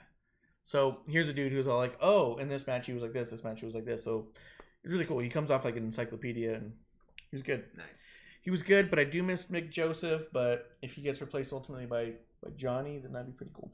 Got the moves like Joseph. Yeah. Let's see. Aleister Black versus Carl Anderson. And then, okay, so yeah, what the fuck was this? The club just rolling through Aleister Black? You got to go through the toughest guy in the room. Carl Anderson. Which was really he's fun. like, yeah, that's me. Yeah, that's me. That's me. And then, so I was surprised that Aleister Black didn't just black mask him immediately. Yeah. I thought that's what was going to happen. He was going to run over there and he's going ding, ding, ding. Yeah. And then it was going to be it. And then AJ was going to be like, well, you got to take down Luke Gallows now. Yeah, exactly. That's what I thought was going to happen, but it's not happening. It happened kind of like that. It was just a more drawn out process. But it was so drawn out, and they made Aleister look like he was having a really hard time getting through these three dudes, which is fine. He should have a hard time beating up these three dudes. Mm-hmm. So I like that, because in essence, they didn't just like say, hey, the club is actually a joke. I think I was like out of the camera, like leaning like this. Oh, yeah? You're just so far out. Yeah. It's like a shoulder. It's like, whoops. Oh, do you want me to like, come over here? Whoopsies. No, I'm good. I'm just leaning. Lean. There you go. Lean with it. Lean with it. But now I can't like... Yeah, now you have to stay in camera. You're right. That's how that works. That's how this works. So I did like that OC looked cool and tough. I just don't know why this had to be Aleister. Why couldn't this been anyone else? Why couldn't this been Cedric? Well, here's the thing. Yeah. So or Apollo Crews or I feel like Matt Hardy. I feel like it's going to be AJ Styles, Undertaker, and Aleister Black. A three-way? Yeah. I feel like it might be Aleister and Undertaker versus the club. Or that, yes. But I think it might be Aleister and Undertaker plus one. Who do you think they would add? If you add plus one to make them a team of three, who do you add to Aleister and Undertaker, the two darkest guys? Kane. You could have Kane come back for a one shot. Yeah. I could see that. That would be my first guess. You're right. Vic Joseph is now with the Cleveland Cavaliers. Cleveland, that's what I meant. Yeah. For the second half of the season for NBA Network. So technically, they say he's still a WWE employee, but yeah. This was. I mean, Charlie Caruso does stuff for ESPN, so. Yeah. Yeah, so maybe it's just. And his handle on Twitter still says Vic Joseph at WWE. Or whatever. Yeah. So he's still. Dude, you got to keep that blue check mark. I've tweeted at him a couple times. He does not tweet me back. And that's how you keep. He's got 18,000 followers. That's how you keep your blue check mark, man. You have WWE in your handle. That's a good point. We should be doing that. I should be putting at Rough March WWE. Well, I'll do like WEW, and then they'll be like, "Oh, that looks like WWE." No. I really like AJ doing the Undertaker's pin. Yeah, I do like the story of them getting towards an Undertaker AJ match. I do think that's cool. I just didn't know why it had to be Aleister unless they do a 3-on-3. I could see them doing a 3-on-3 too. I can see that. Next segment was pretty cool. Actually, yeah, this is one of my top 5s. Liv Morgan versus Ruby Riott with guest referee Sarah Logan. Yeah. I thought this whole segment was perfect. Yep. This could have gone on forever. I'd have been okay with that. Liv is life, man. She's crazy. But I mean, it's not just Liv. I like all of them, really. Yeah. I love all of them. Sarah Logan came out dressed like a ref, and I was like, ooh. I was all like, she's dressed like a ref. She's got a sleeveless ref shirt. And I'd love seeing Ruby back. I was super excited. I mean, I just feel like everyone's I have to get used. Yeah, but I feel like I have to get used to Ruby's promo style again. Yeah? She has a very specific cadence that at first comes off a little bit like, you're trying a little hard to be a wrestler, but after you hear it a few times, you start going like, okay, that's how she talks. It's okay. It's fine. Yeah, I assume that's how she talks, honestly. Yeah, and I'm back in that. I got to get used to her talking again because I remember her lead up with Natty and with Natty going to Evolution and whatnot. I remember with the table. Yeah, with the table and stuff. I remember thinking like she has a really specific like I'm reading an email cadence. You know what I mean? Like when you read something out loud and you're not good at reading out loud, like me. I'm like Liv Morgan versus Ruby Riott with special guest referee Sarah Logan. She's not like You're like, okay, that's not how people talk. She comes off a little bit like she's reading, but I think it's her cadence. She's trying to be specific about where she's pausing. Yeah. And she's trying to emote at the right times, and it just takes me a while to get used to it. And I haven't heard her in so long that I heard it again and felt immediately like I was hearing her NXT again. I was like, whoa, shit. I was like, she's like lost it. And I was like, wait, no. She talks different, and I get used to it. Right. So I just need to get used to it. So she had good content in the promo. I'm not used to her cadence yet, but I know we'll get there. And I'll be like, okay, cool. She's amazing again. Liv, also doing amazing. She did awesome in the ring. This was the match we've been waiting for since Liv got back. She's finally in a wrestling match instead of this bullshit with Lana. And Sarah Logan adding a whole bunch of dynamic to this match. Yep. Bunch of emotion. The three of them going back and forth, I think for the next year, I'd be fine. In any combination. I think this is a good go home for them. Because this is technically a go home show, right? For Raw. For Elimination Chamber, yeah. That's this weekend. So I think this is a good go home for them to lead up into Elimination Chamber because now it's like, oh shit, the three of them are not going to be working together. Exactly. And it's cool. Exactly. And cool. Liv did a video. Did you see that? Her little promo afterwards? I'll send that to you too. She did a little promo where she's all like, I never thought I would agree with Ruby Riott again. She's right. There are no friends in the Elimination Chamber. And you're just all like, shit, came off good.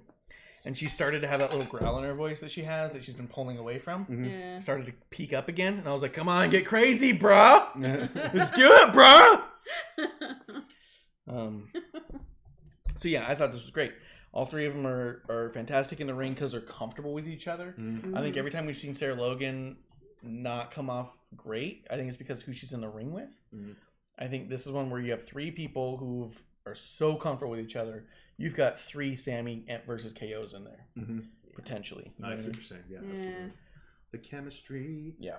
And they're... Which you only get two types of chemistry with best friends. Just absolutely terrible or absolutely brutal.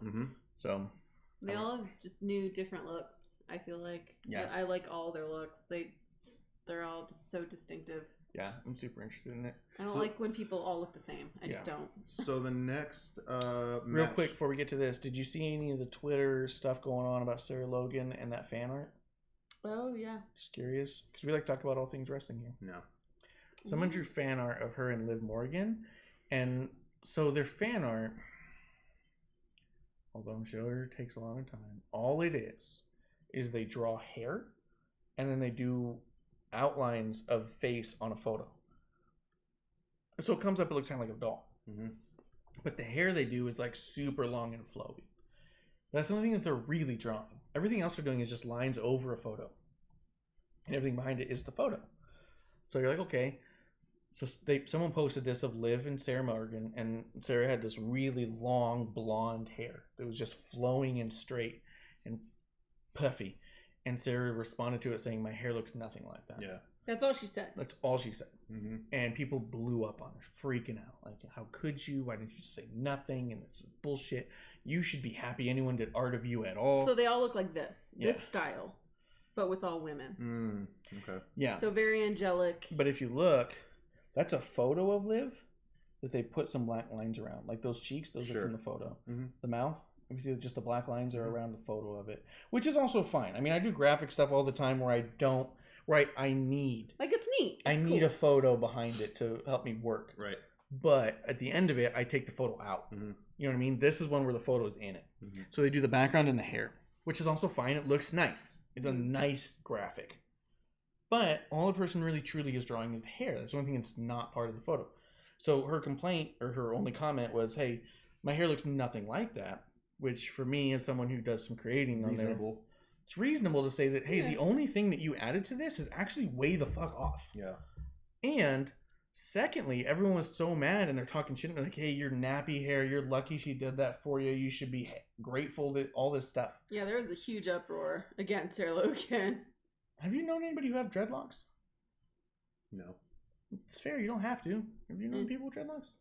I think in high school. In high school? Yeah. But, like, no one ever really talked about it. It was just like, oh, it's the 90s. Really? Okay. So I've had, like, 6 friends with dreadlocks. Not a lot, but enough. And I've talked to them all about their dreadlocks. Because I've always found it an interesting hairstyle because there's a lot of work that goes into it. Yeah. All of them have taken their dreadlocks super personally, no matter the race. I've known people white, black, and I had an Indian friend, I think, once who had dreadlocks. Mm-hmm. They all took it so personally. Mm-hmm. Their dreadlocks were such a part of their identity, and the journey of their dreadlocks meant so much to them. That to me, if you were to like do a drawing where you combed out their dreadlocks, I could understand someone taking offense to that. Mm-hmm. You know what I mean? Yeah. Like if this was a drawing of like Naomi with long flowing blonde hair, would people be all like, "Oh, come on, Naomi, you're out of line." Right. You know what I mean? Like that's part of her identity, and it's and especially her identity. She's identifying with these Vikings and their traditions. And they go all out. Like on the weekends, they like are in full Viking garb and like hunting. I follow them. Yeah. I mean, they take it very, very seriously, and I think that the act of having dreadlocks is such a personal thing for everyone I've ever known with them. So much so that I've even talking to people with dreadlocks, they say that when they're meeting someone or they're new with someone, they will or will not continue dating them based off of the way or if they touch their dreadlocks. Hmm. If they touch their dreadlocks or are iffy about it, they can't. If someone just embraces their dreadlocks and just touch them and say, I love your hair, they just start fawning over these people. Mm-hmm. They're just like, oh my God, they love me. Mm-hmm. It's such a part of their identity because it's such a journey to get them. So I felt bad for Sarah Logan. I was like, she probably feels like shit that someone was all like, fuck your stupid hair. Yeah. Yeah. You know? She's getting canceled so quickly. And everyone's just jumping on her for that. I felt so bad.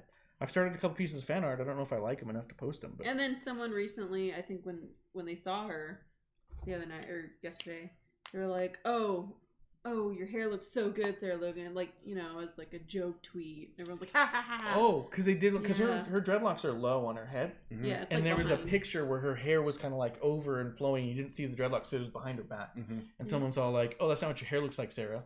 Yeah. It's like, fuck. Come on. Yeah. Like, it's so crazy to me that people don't just like take a step back.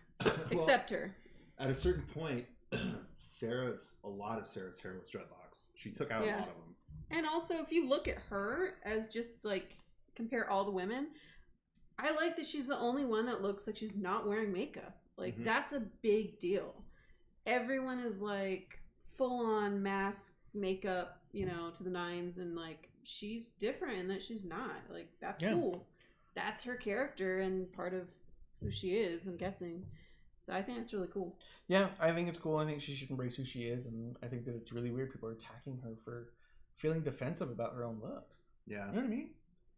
It's just weird. Cancel culture is Twitter in general is just a shit show.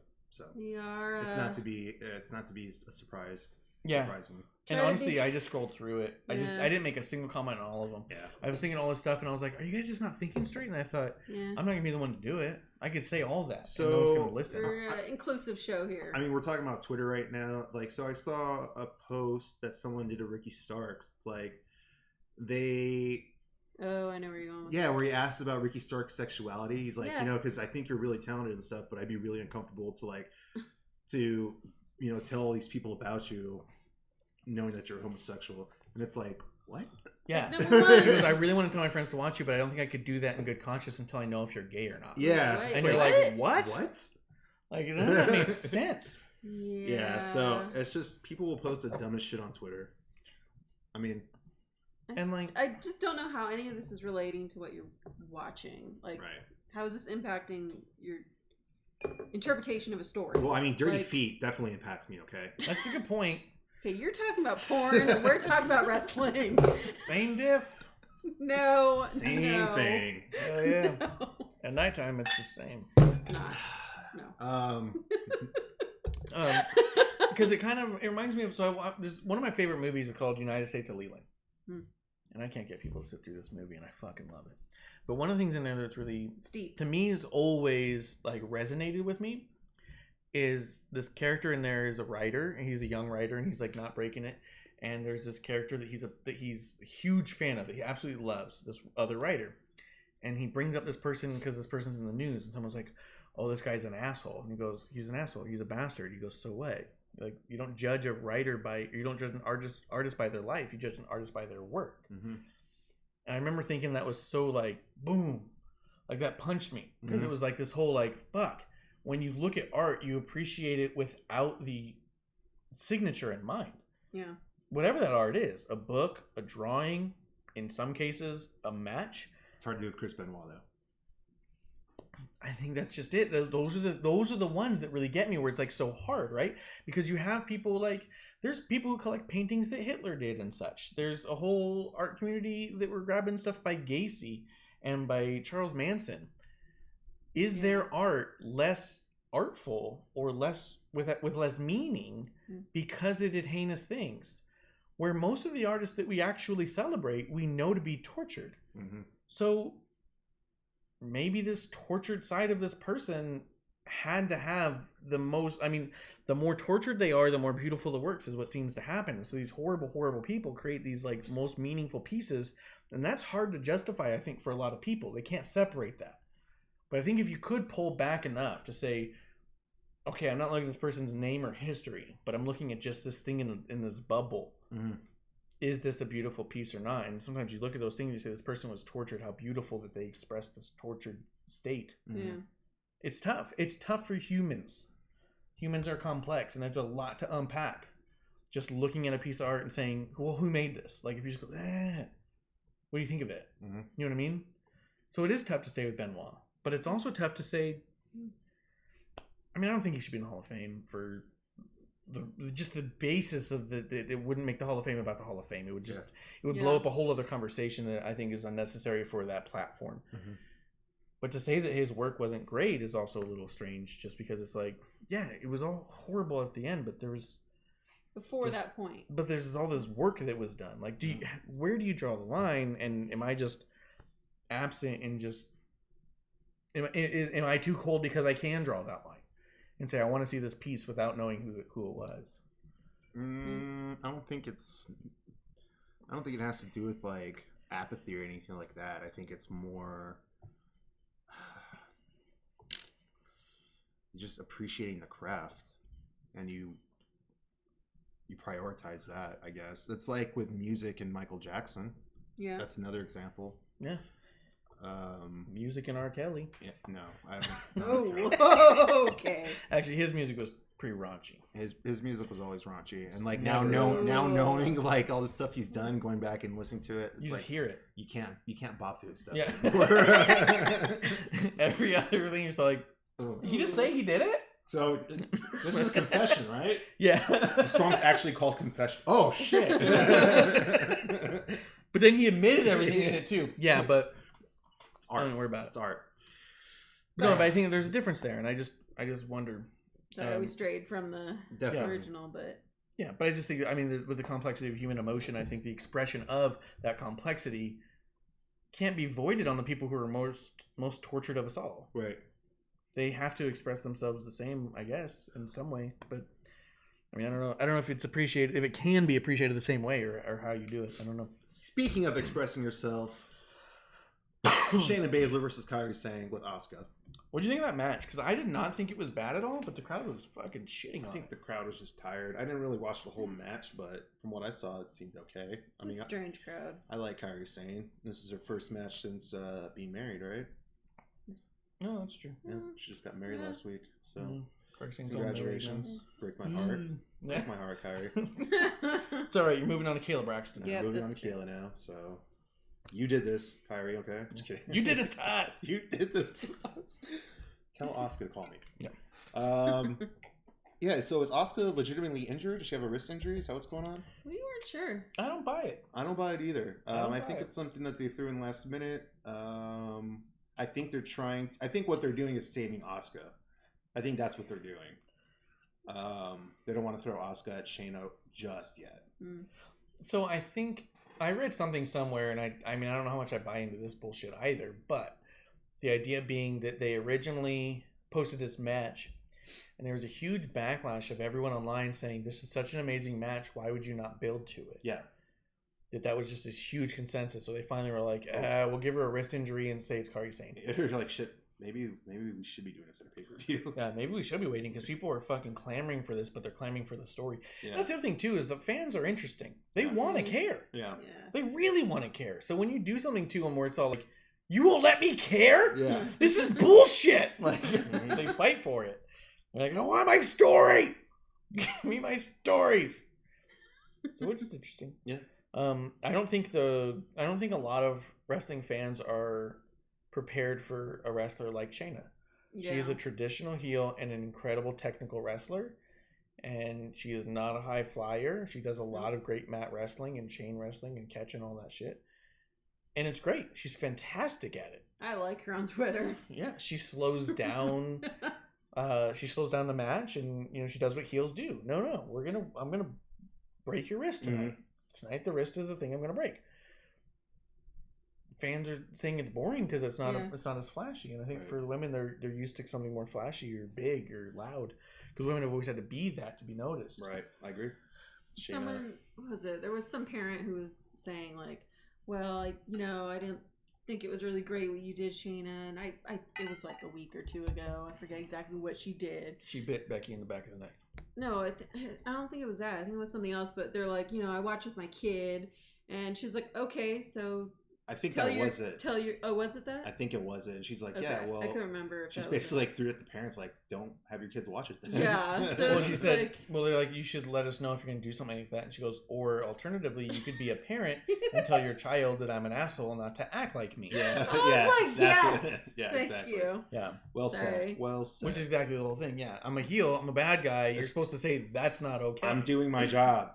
Yeah. You do yours. Yeah, I'm doing my job. You do your job and make this into a teaching moment because that's exactly what that is.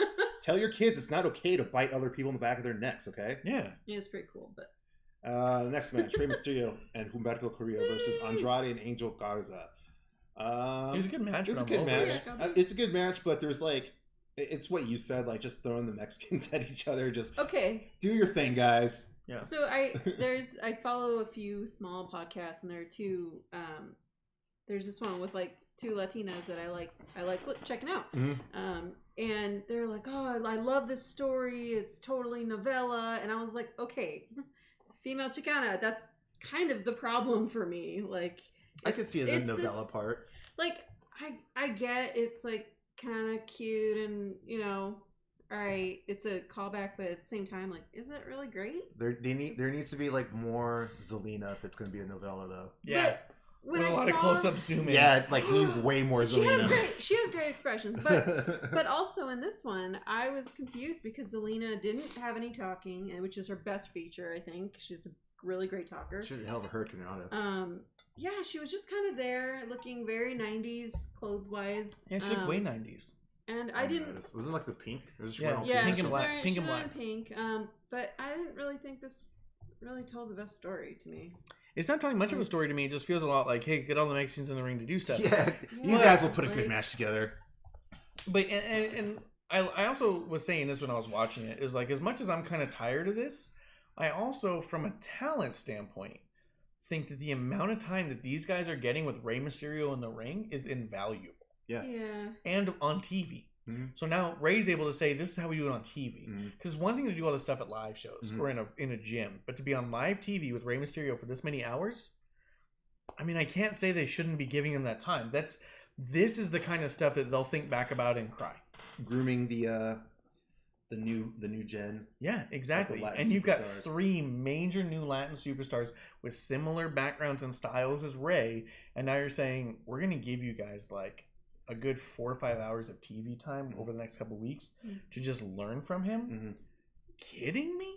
Like, that's fucking unreal. Yeah. Like, I would probably cry before the match. You know what I mean? Like, I can't believe this is happening. So, like, I don't want to take away any of that from any of them. I think everything they're learning right now is probably just outrageous. They're probably going out of these matches with their heart racing and their heads filled and like, oh my God. Garza, to me, is like the closest thing to Eddie Guerrero that we've had since Eddie Guerrero. I like him a lot better. I think I like him more than Andrade because even though his English like isn't like perfect, I get what he's trying to convey. Like he has the expression and the tone, and I feel like they're also apples and oranges though. Yeah, Andrade and Angel, 100%. Like they both have the lucha style. Yeah. You know, they both similar. You know, the heritage, all that. But like Garza is that cocky. How do you put it, man? Like the hot shit, the ladies' machismo. Man, the machismo guy. And then you have Andrade, which is more of the silent machismo guy that just like brooding almost. Yeah, almost brooding. Which also makes sense. Yeah. I feel like he needs Zelina though, in the way that I don't think Garza would. You know. Well, yeah, because Andrade is still learning English and still basically what it boils down to is Garza is more advanced in English than Andrade. What I just think his expressions are there too. Like you don't always need to talk. Yeah, you know? That's true. Like there's Andrade is not that expressive. Non-verbal language that you could do. Like the ripping of the pants is very non-verbal. Like when I think of Asuka, I think I still get what she's trying to say, even if she's not speaking English. Like I don't know. I do think that Garza's the most interesting, like almost case study of wrestling personas right now, because in NXT, total face. Yeah. Engaged to his wife he just proposed to on live TV. Yeah. Same character, same name, same everything, different show. Total asshole. Yeah. Yeah. There's no manager in NXT. He goes to NXT, he's got a manager, he's trying to fuck everybody. like what the fuck just happened? Yeah, you think his game was thrown off a little bit coming down at the Super Showdown and just seeing all the guys, he's like, shit, who do I wink to? Yeah. Yeah. Oh, there. He goes to like shake some dude's hand and just like puts the guy's finger in his mouth. He goes, I don't know, I'm sorry. I'm sorry. I'm trying to work my gimmick here. Yeah. Okay? That's what I do. I do it everywhere I go, man. I don't fuck. So I mean, it's one of those things where it's like I'm kind of tired of this like lack of story. But you understand why they're putting them together. I also think it's super exciting that they're together. Like I mean, anytime Rey Mysterio's in the ring, you're like somebody in that ring is getting the most valuable lesson of their life right now. Yeah, how lucky for them.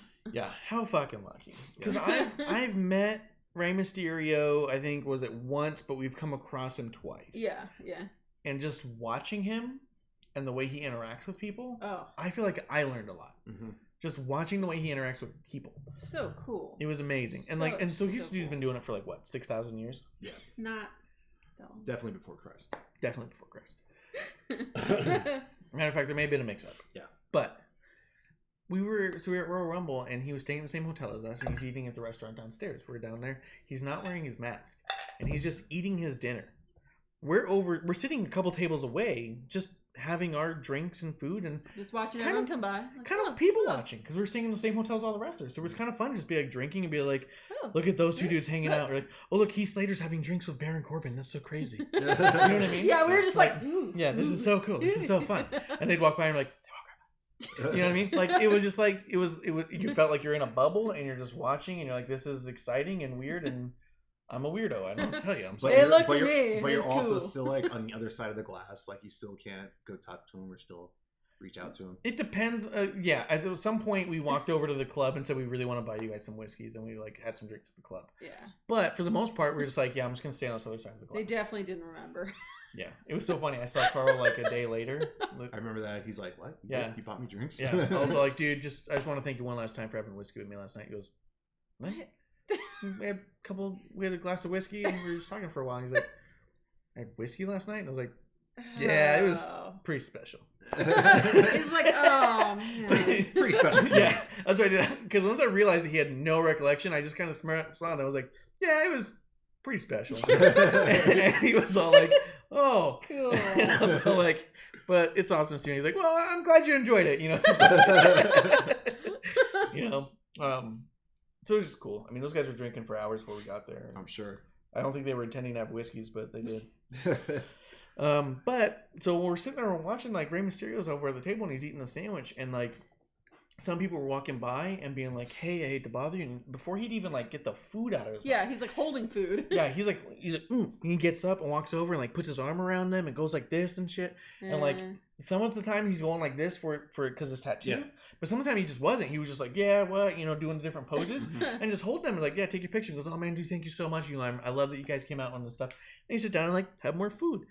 There was certain times where I saw him like eating and he's just like looking around.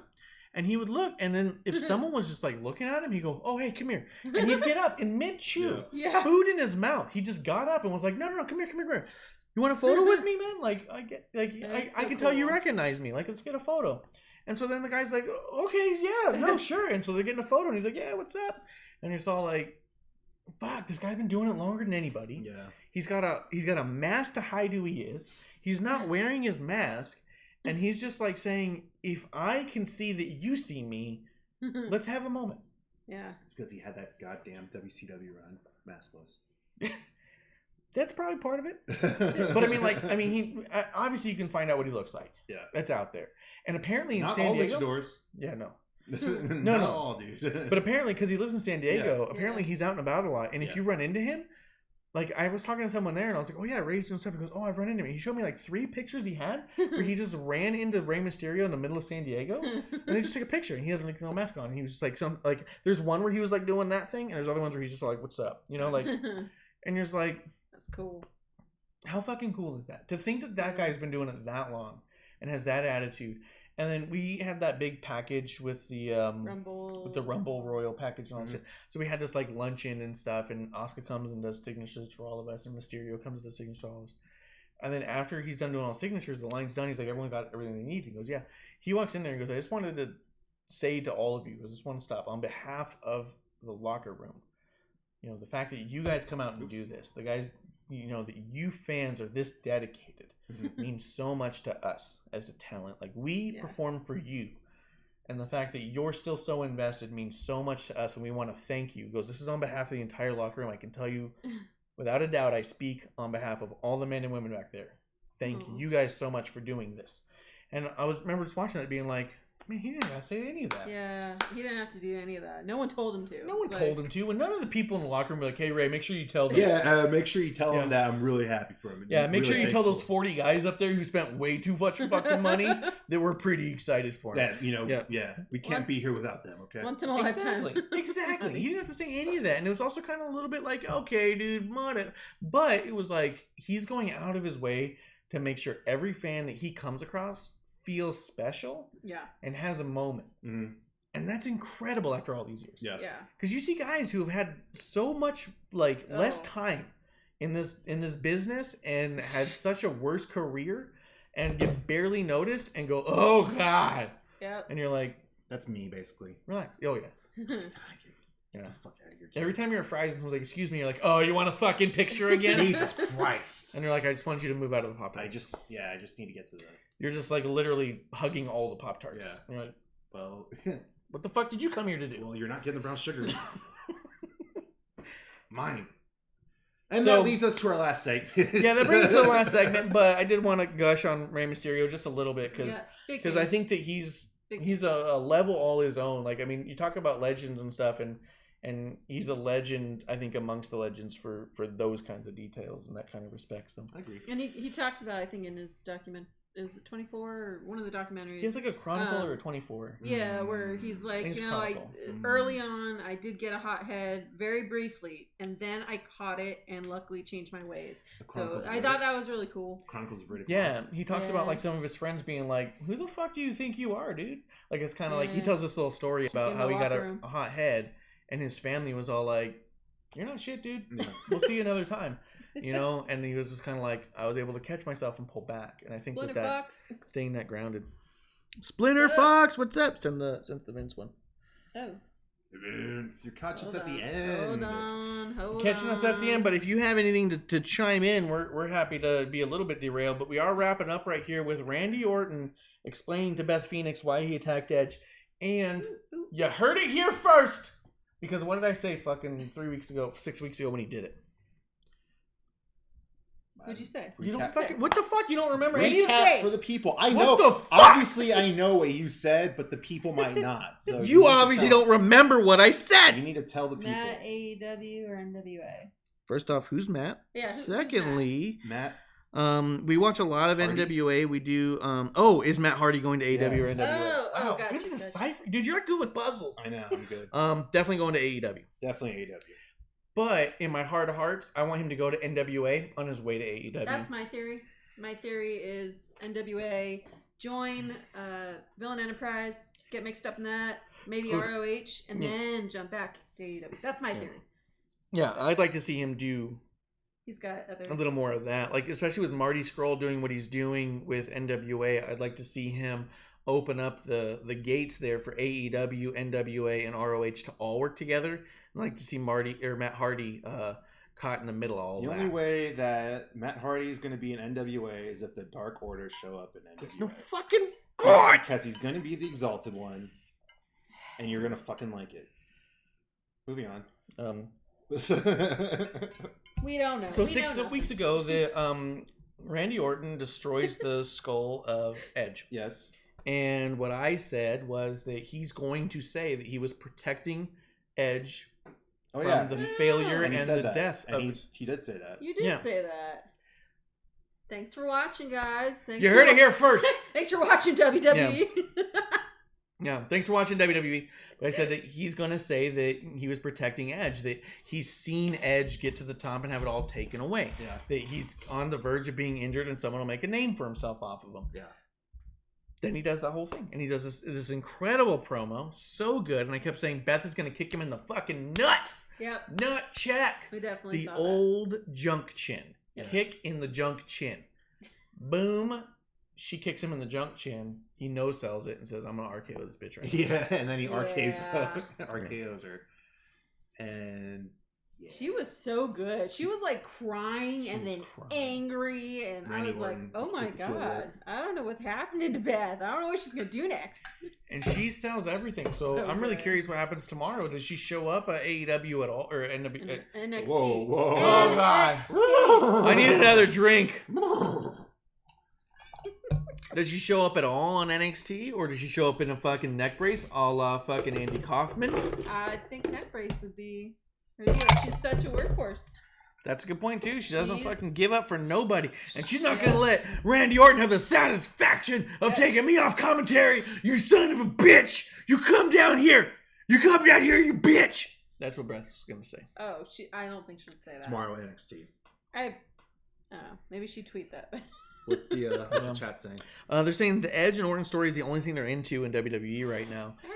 I mean, it's one of the most Yeah. compelling, and I think Randy Orton is the best heel in the business right now, and I think it's evident in everything he does there. Plus, Yeah. the straight up murder of Matt Hardy. Oh, Like when God. you watch the last week, he's like limp on the chair Oh. or on the stairs, and his feet are like pointing different directions, and then he just fucking crushes it, and all it does is like a little bit of a wiggle. Like you're fucking dead. That's death.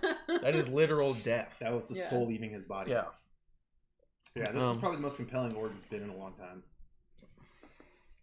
I think this is absolutely compelling. I think the MJF is the best heel right now. I think that's what a lot of people say because it's cool to say, but I haven't seen anything of his that made me think that he's doing anything but goofing off as a play wrestler, personally. I still think like Randy Orton would make him look like a dweeb. Yeah, I think side by side, if they were going back and forth, Randy Orton's going to make him fucking shiver. Make him look But- stupid. Yeah, and because I think that everything MJF says is obvious dumb shit.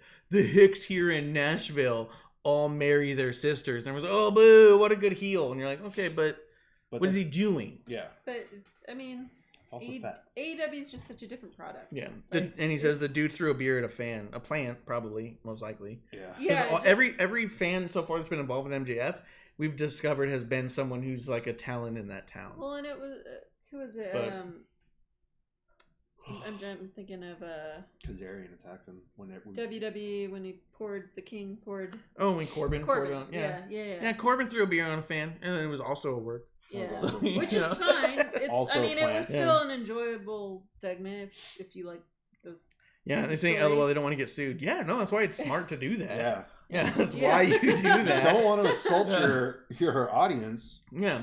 But that first beer that landed on MJF when he turned on Cody, that was absolutely a local talent who was hired on to do that. Like, yeah, absolutely. They're not trying to get sued, which is smart in that regard. Although, for a company not trying to get sued, they throw their people into the guardrails and hit the fans a lot in the legs. That's true. They should just ease up on that. Yeah. Every other thing else doing is all right. But that's the one thing I see every week where the guardrail hits the fans in the legs and they go, oh, shit. Yeah. Like, that's a lawsuit. Get out of the way. Yeah, Get that's out a of the way. lawsuit. Oh, my God, my knees. But Yeah, if I was right there. Like, oh, God, it's swollen. Sell it, dude. Yeah, Sell they're it like, you you've mean always it. been that fat. No, I'm swollen.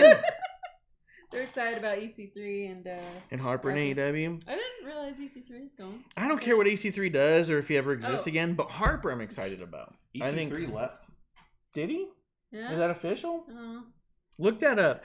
I don't like EC3 or anything he stands for, or anything about him whatsoever, because he comes off lazy and entitled to me and everything he's ever done. Okay. But Harper, I think, is incredible. I think he's a super hard worker. He's doing what he has to do. And I think that he's got the potential to do great things. ECW may have been held back, but he also gave the fuck up, and it was obvious in his work. He went out there, didn't get the crowd reaction he wanted right away, and he went from having an entrance where he's like, bah, and like people make tweets about it as like a joke. He's like doing his entrance all like active, and then 2 weeks later he's kind of like, He became complacent so fast. Things aren't going my way, boo-hoo. I get it. You're not liking where things are going. You're not liking where creative is, but I don't give a shit that you're. If you gave up, then I don't give a shit about you. Yeah. It's like many people who. You look at guys like Zack Ryder and Kurt Hawkins who stay in the best shape of their life as long as they can. Shelton Benjamin, oh my God, that guy. And then you look at someone like EC3 and you're just kind of like, all right, guy, leave them. Yeah. You know, Revival in AEW, can't wait. I would be super curious to see how Revival does in a place like AEW. Because I want to see Revival go to Japan first. I want to see him go in NWA. That's where I'm. Actually, Revival in NWA would be sick. That's my. Nah. I think Japan first. I want to see them do some Japanese. Well, so they can do some Japan too. I think that's kind of the cool thing. Thunder Rosa's in Japan right now. Yeah, I think that's what's kind of cool about AEW and NWA is that they're able to hop on over to other places. Limited. They're not Yeah. stuck in their company. Limited, but yeah. Yeah, they can do it, but yeah. It's flexible. It's more flexible, which I think is cool for everyone. Revival, because they are so into tag team wrestling and all the tag team rules, that's what makes me super curious how they would do in a company like AEW that clearly gives up on the tag team rules so quickly. Yeah. I think the AEW would be better in their tag division if they just acknowledged and embraced it. Oh man, Yeah. I did all of that. Yep, you did. Hey. It's all you. I opened. no, Oh, you had some. Oh, okay. Hello. Woo! Hello. Oh, thank God I didn't drink this alone. But you have like AEW that where I wish they would. So Evolve, to cut it short, Evolve has a we don't do countouts thing, where it's like here you can't get counted out. So that's just our standard rule. Yeah. AEW should embrace that with their tag rules, where we only do tornado tag rules. That's it. There's no tag in or tag outs. There's no counts when someone's in. We just let our tag matches be a little more chaotic. Okay, cool. I can accept that if you tell me that. But walking into it and saying like, okay, there's going to be rules here. And then you see the ref try to enforce 2 rules in the beginning and then say, fuck it, I don't care. Yeah. Well, then I'm a little bit lost and I'm a little out of it. And you have a team like the Revival where their matches are so incredible because they use the rules Technical. to move that story along. I'd be so fascinated to watch them in AEW. I don't think I'd miss a match they did in AEW because of that alone. Yeah. That they always have the tag rope. They're always tagging by the hand. They never do backslap tags. All that shit. They're so rule orientated that I'd be like, well, let's see how they do here, where it's kind of chaos. Yeah. So yeah, AEW Revival, I'm okay with. But do we have anything else to say about Randy Orton and Beth? No. It is one of the more compelling storylines that WWE has right now. I can't wait for Edge to get his comeuppance. I was expecting him last night. Nah, not yet. I thought he was gonna get to this thing, and I thought she was gonna make her announcement. You know, the health announcement. Yeah. It was gonna be like, it turns out he's fucking fine, and then boom, he comes flying out from the rafters or some shit. Just spears him from 6 miles away. What if they save it till WrestleMania? What are you talking about? His comeback? The match? Yeah, they're definitely saving it the till match is WrestleMania. definitely WrestleMania. But he has to come back and say something before then. That's all. Okay. And I thought they were going to start now with the back and forth. I thought you meant yesterday. You were expecting. Sorry. I was expecting him to have a back and forth with Randy as of yesterday, but he did not. So that means next week I hope to see something. I agree. Something. So yeah, what a week. What is that guy? What's the chat saying? EC, he'll be EC pay-per-view. EC PPV. Okay. I don't know. I just don't give a shit about him. Yeah. I just don't. I mean, I'm sorry. I get a lot of people like him because of the stuff he did in TNA and stuff, but to me, he comes off in everything I've ever seen. If things aren't going his way, he just doesn't put himself into it. And to me, I've worked with enough people in all my careers that like, hey, if you're just here because you have to be here, then I'd rather you just leave.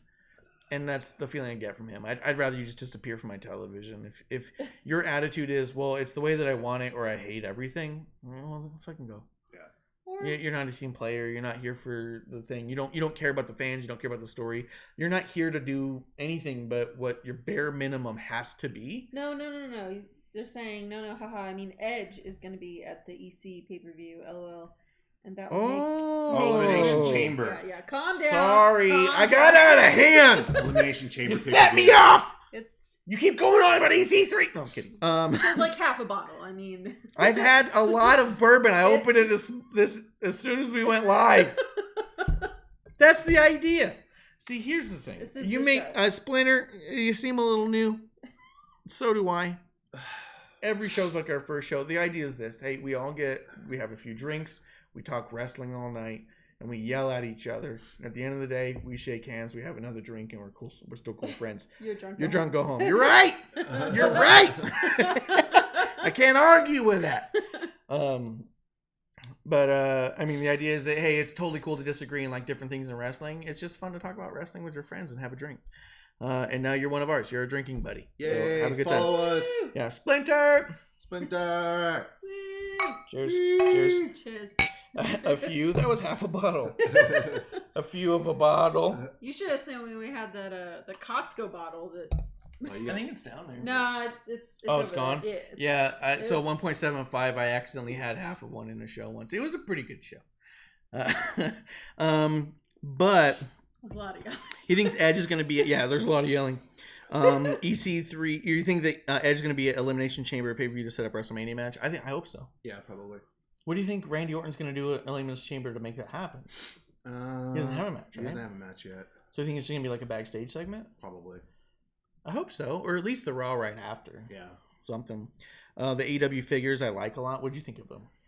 They're okay looking.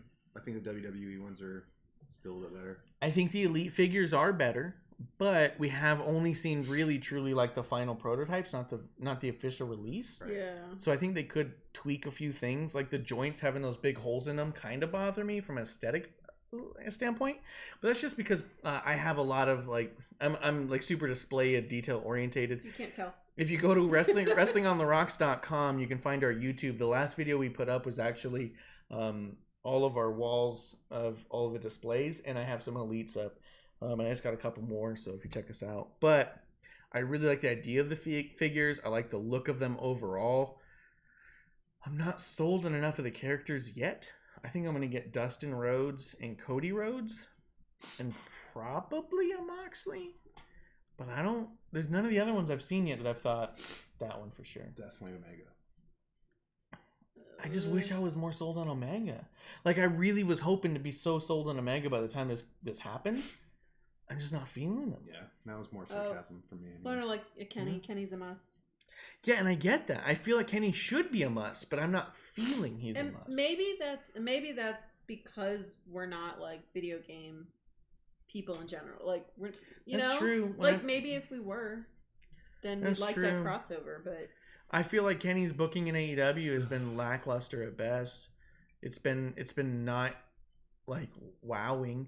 Where I actually feel Dustin Rhodes has done some of his best work potentially in AEW, and Cody's done his best work in AEW. He told Cody like live.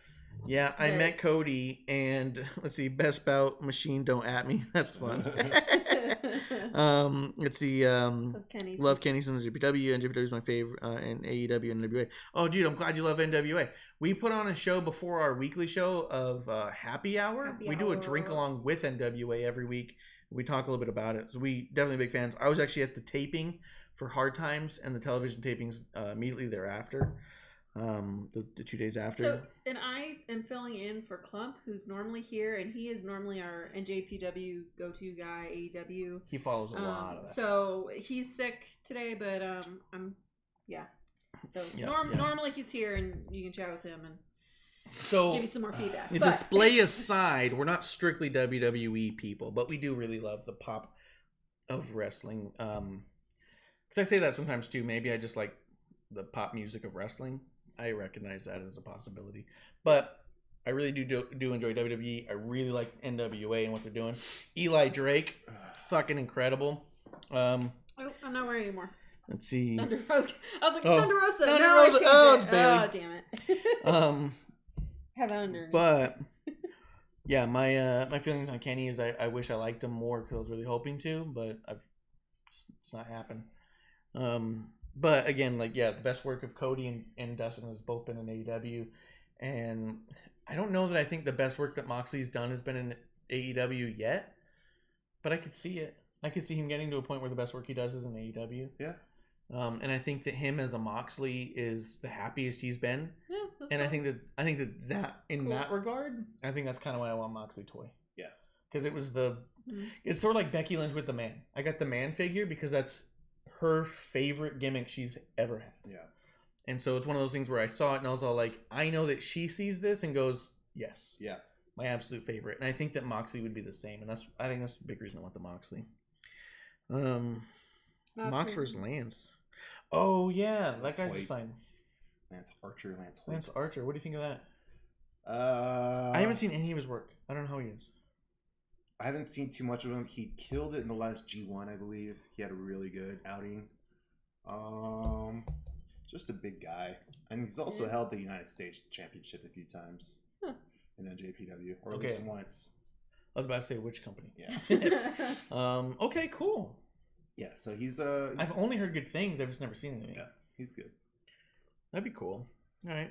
Well, I think that brings us to the end of the show. I'm sorry you popped in a little bit late, Splinter, but I will say this. Go to WrestlingOnTheRocks.com. Maybe give us a little follow. You can find us on Twitter. We got Gabe. At GR Lunar. At GR Lunar. We're going to put it on the screen right here. At GR Lunar. We got at Marsh Ref. At Ref Marsh. Which one have we done? On Instagram, I'm at Marsh Ref. On Twitter, I'm at Ref Marsh. Over here, we got WOTR, the show. The producer pretty much runs our official Twitter. What's happening. And our Instagram. And the setup.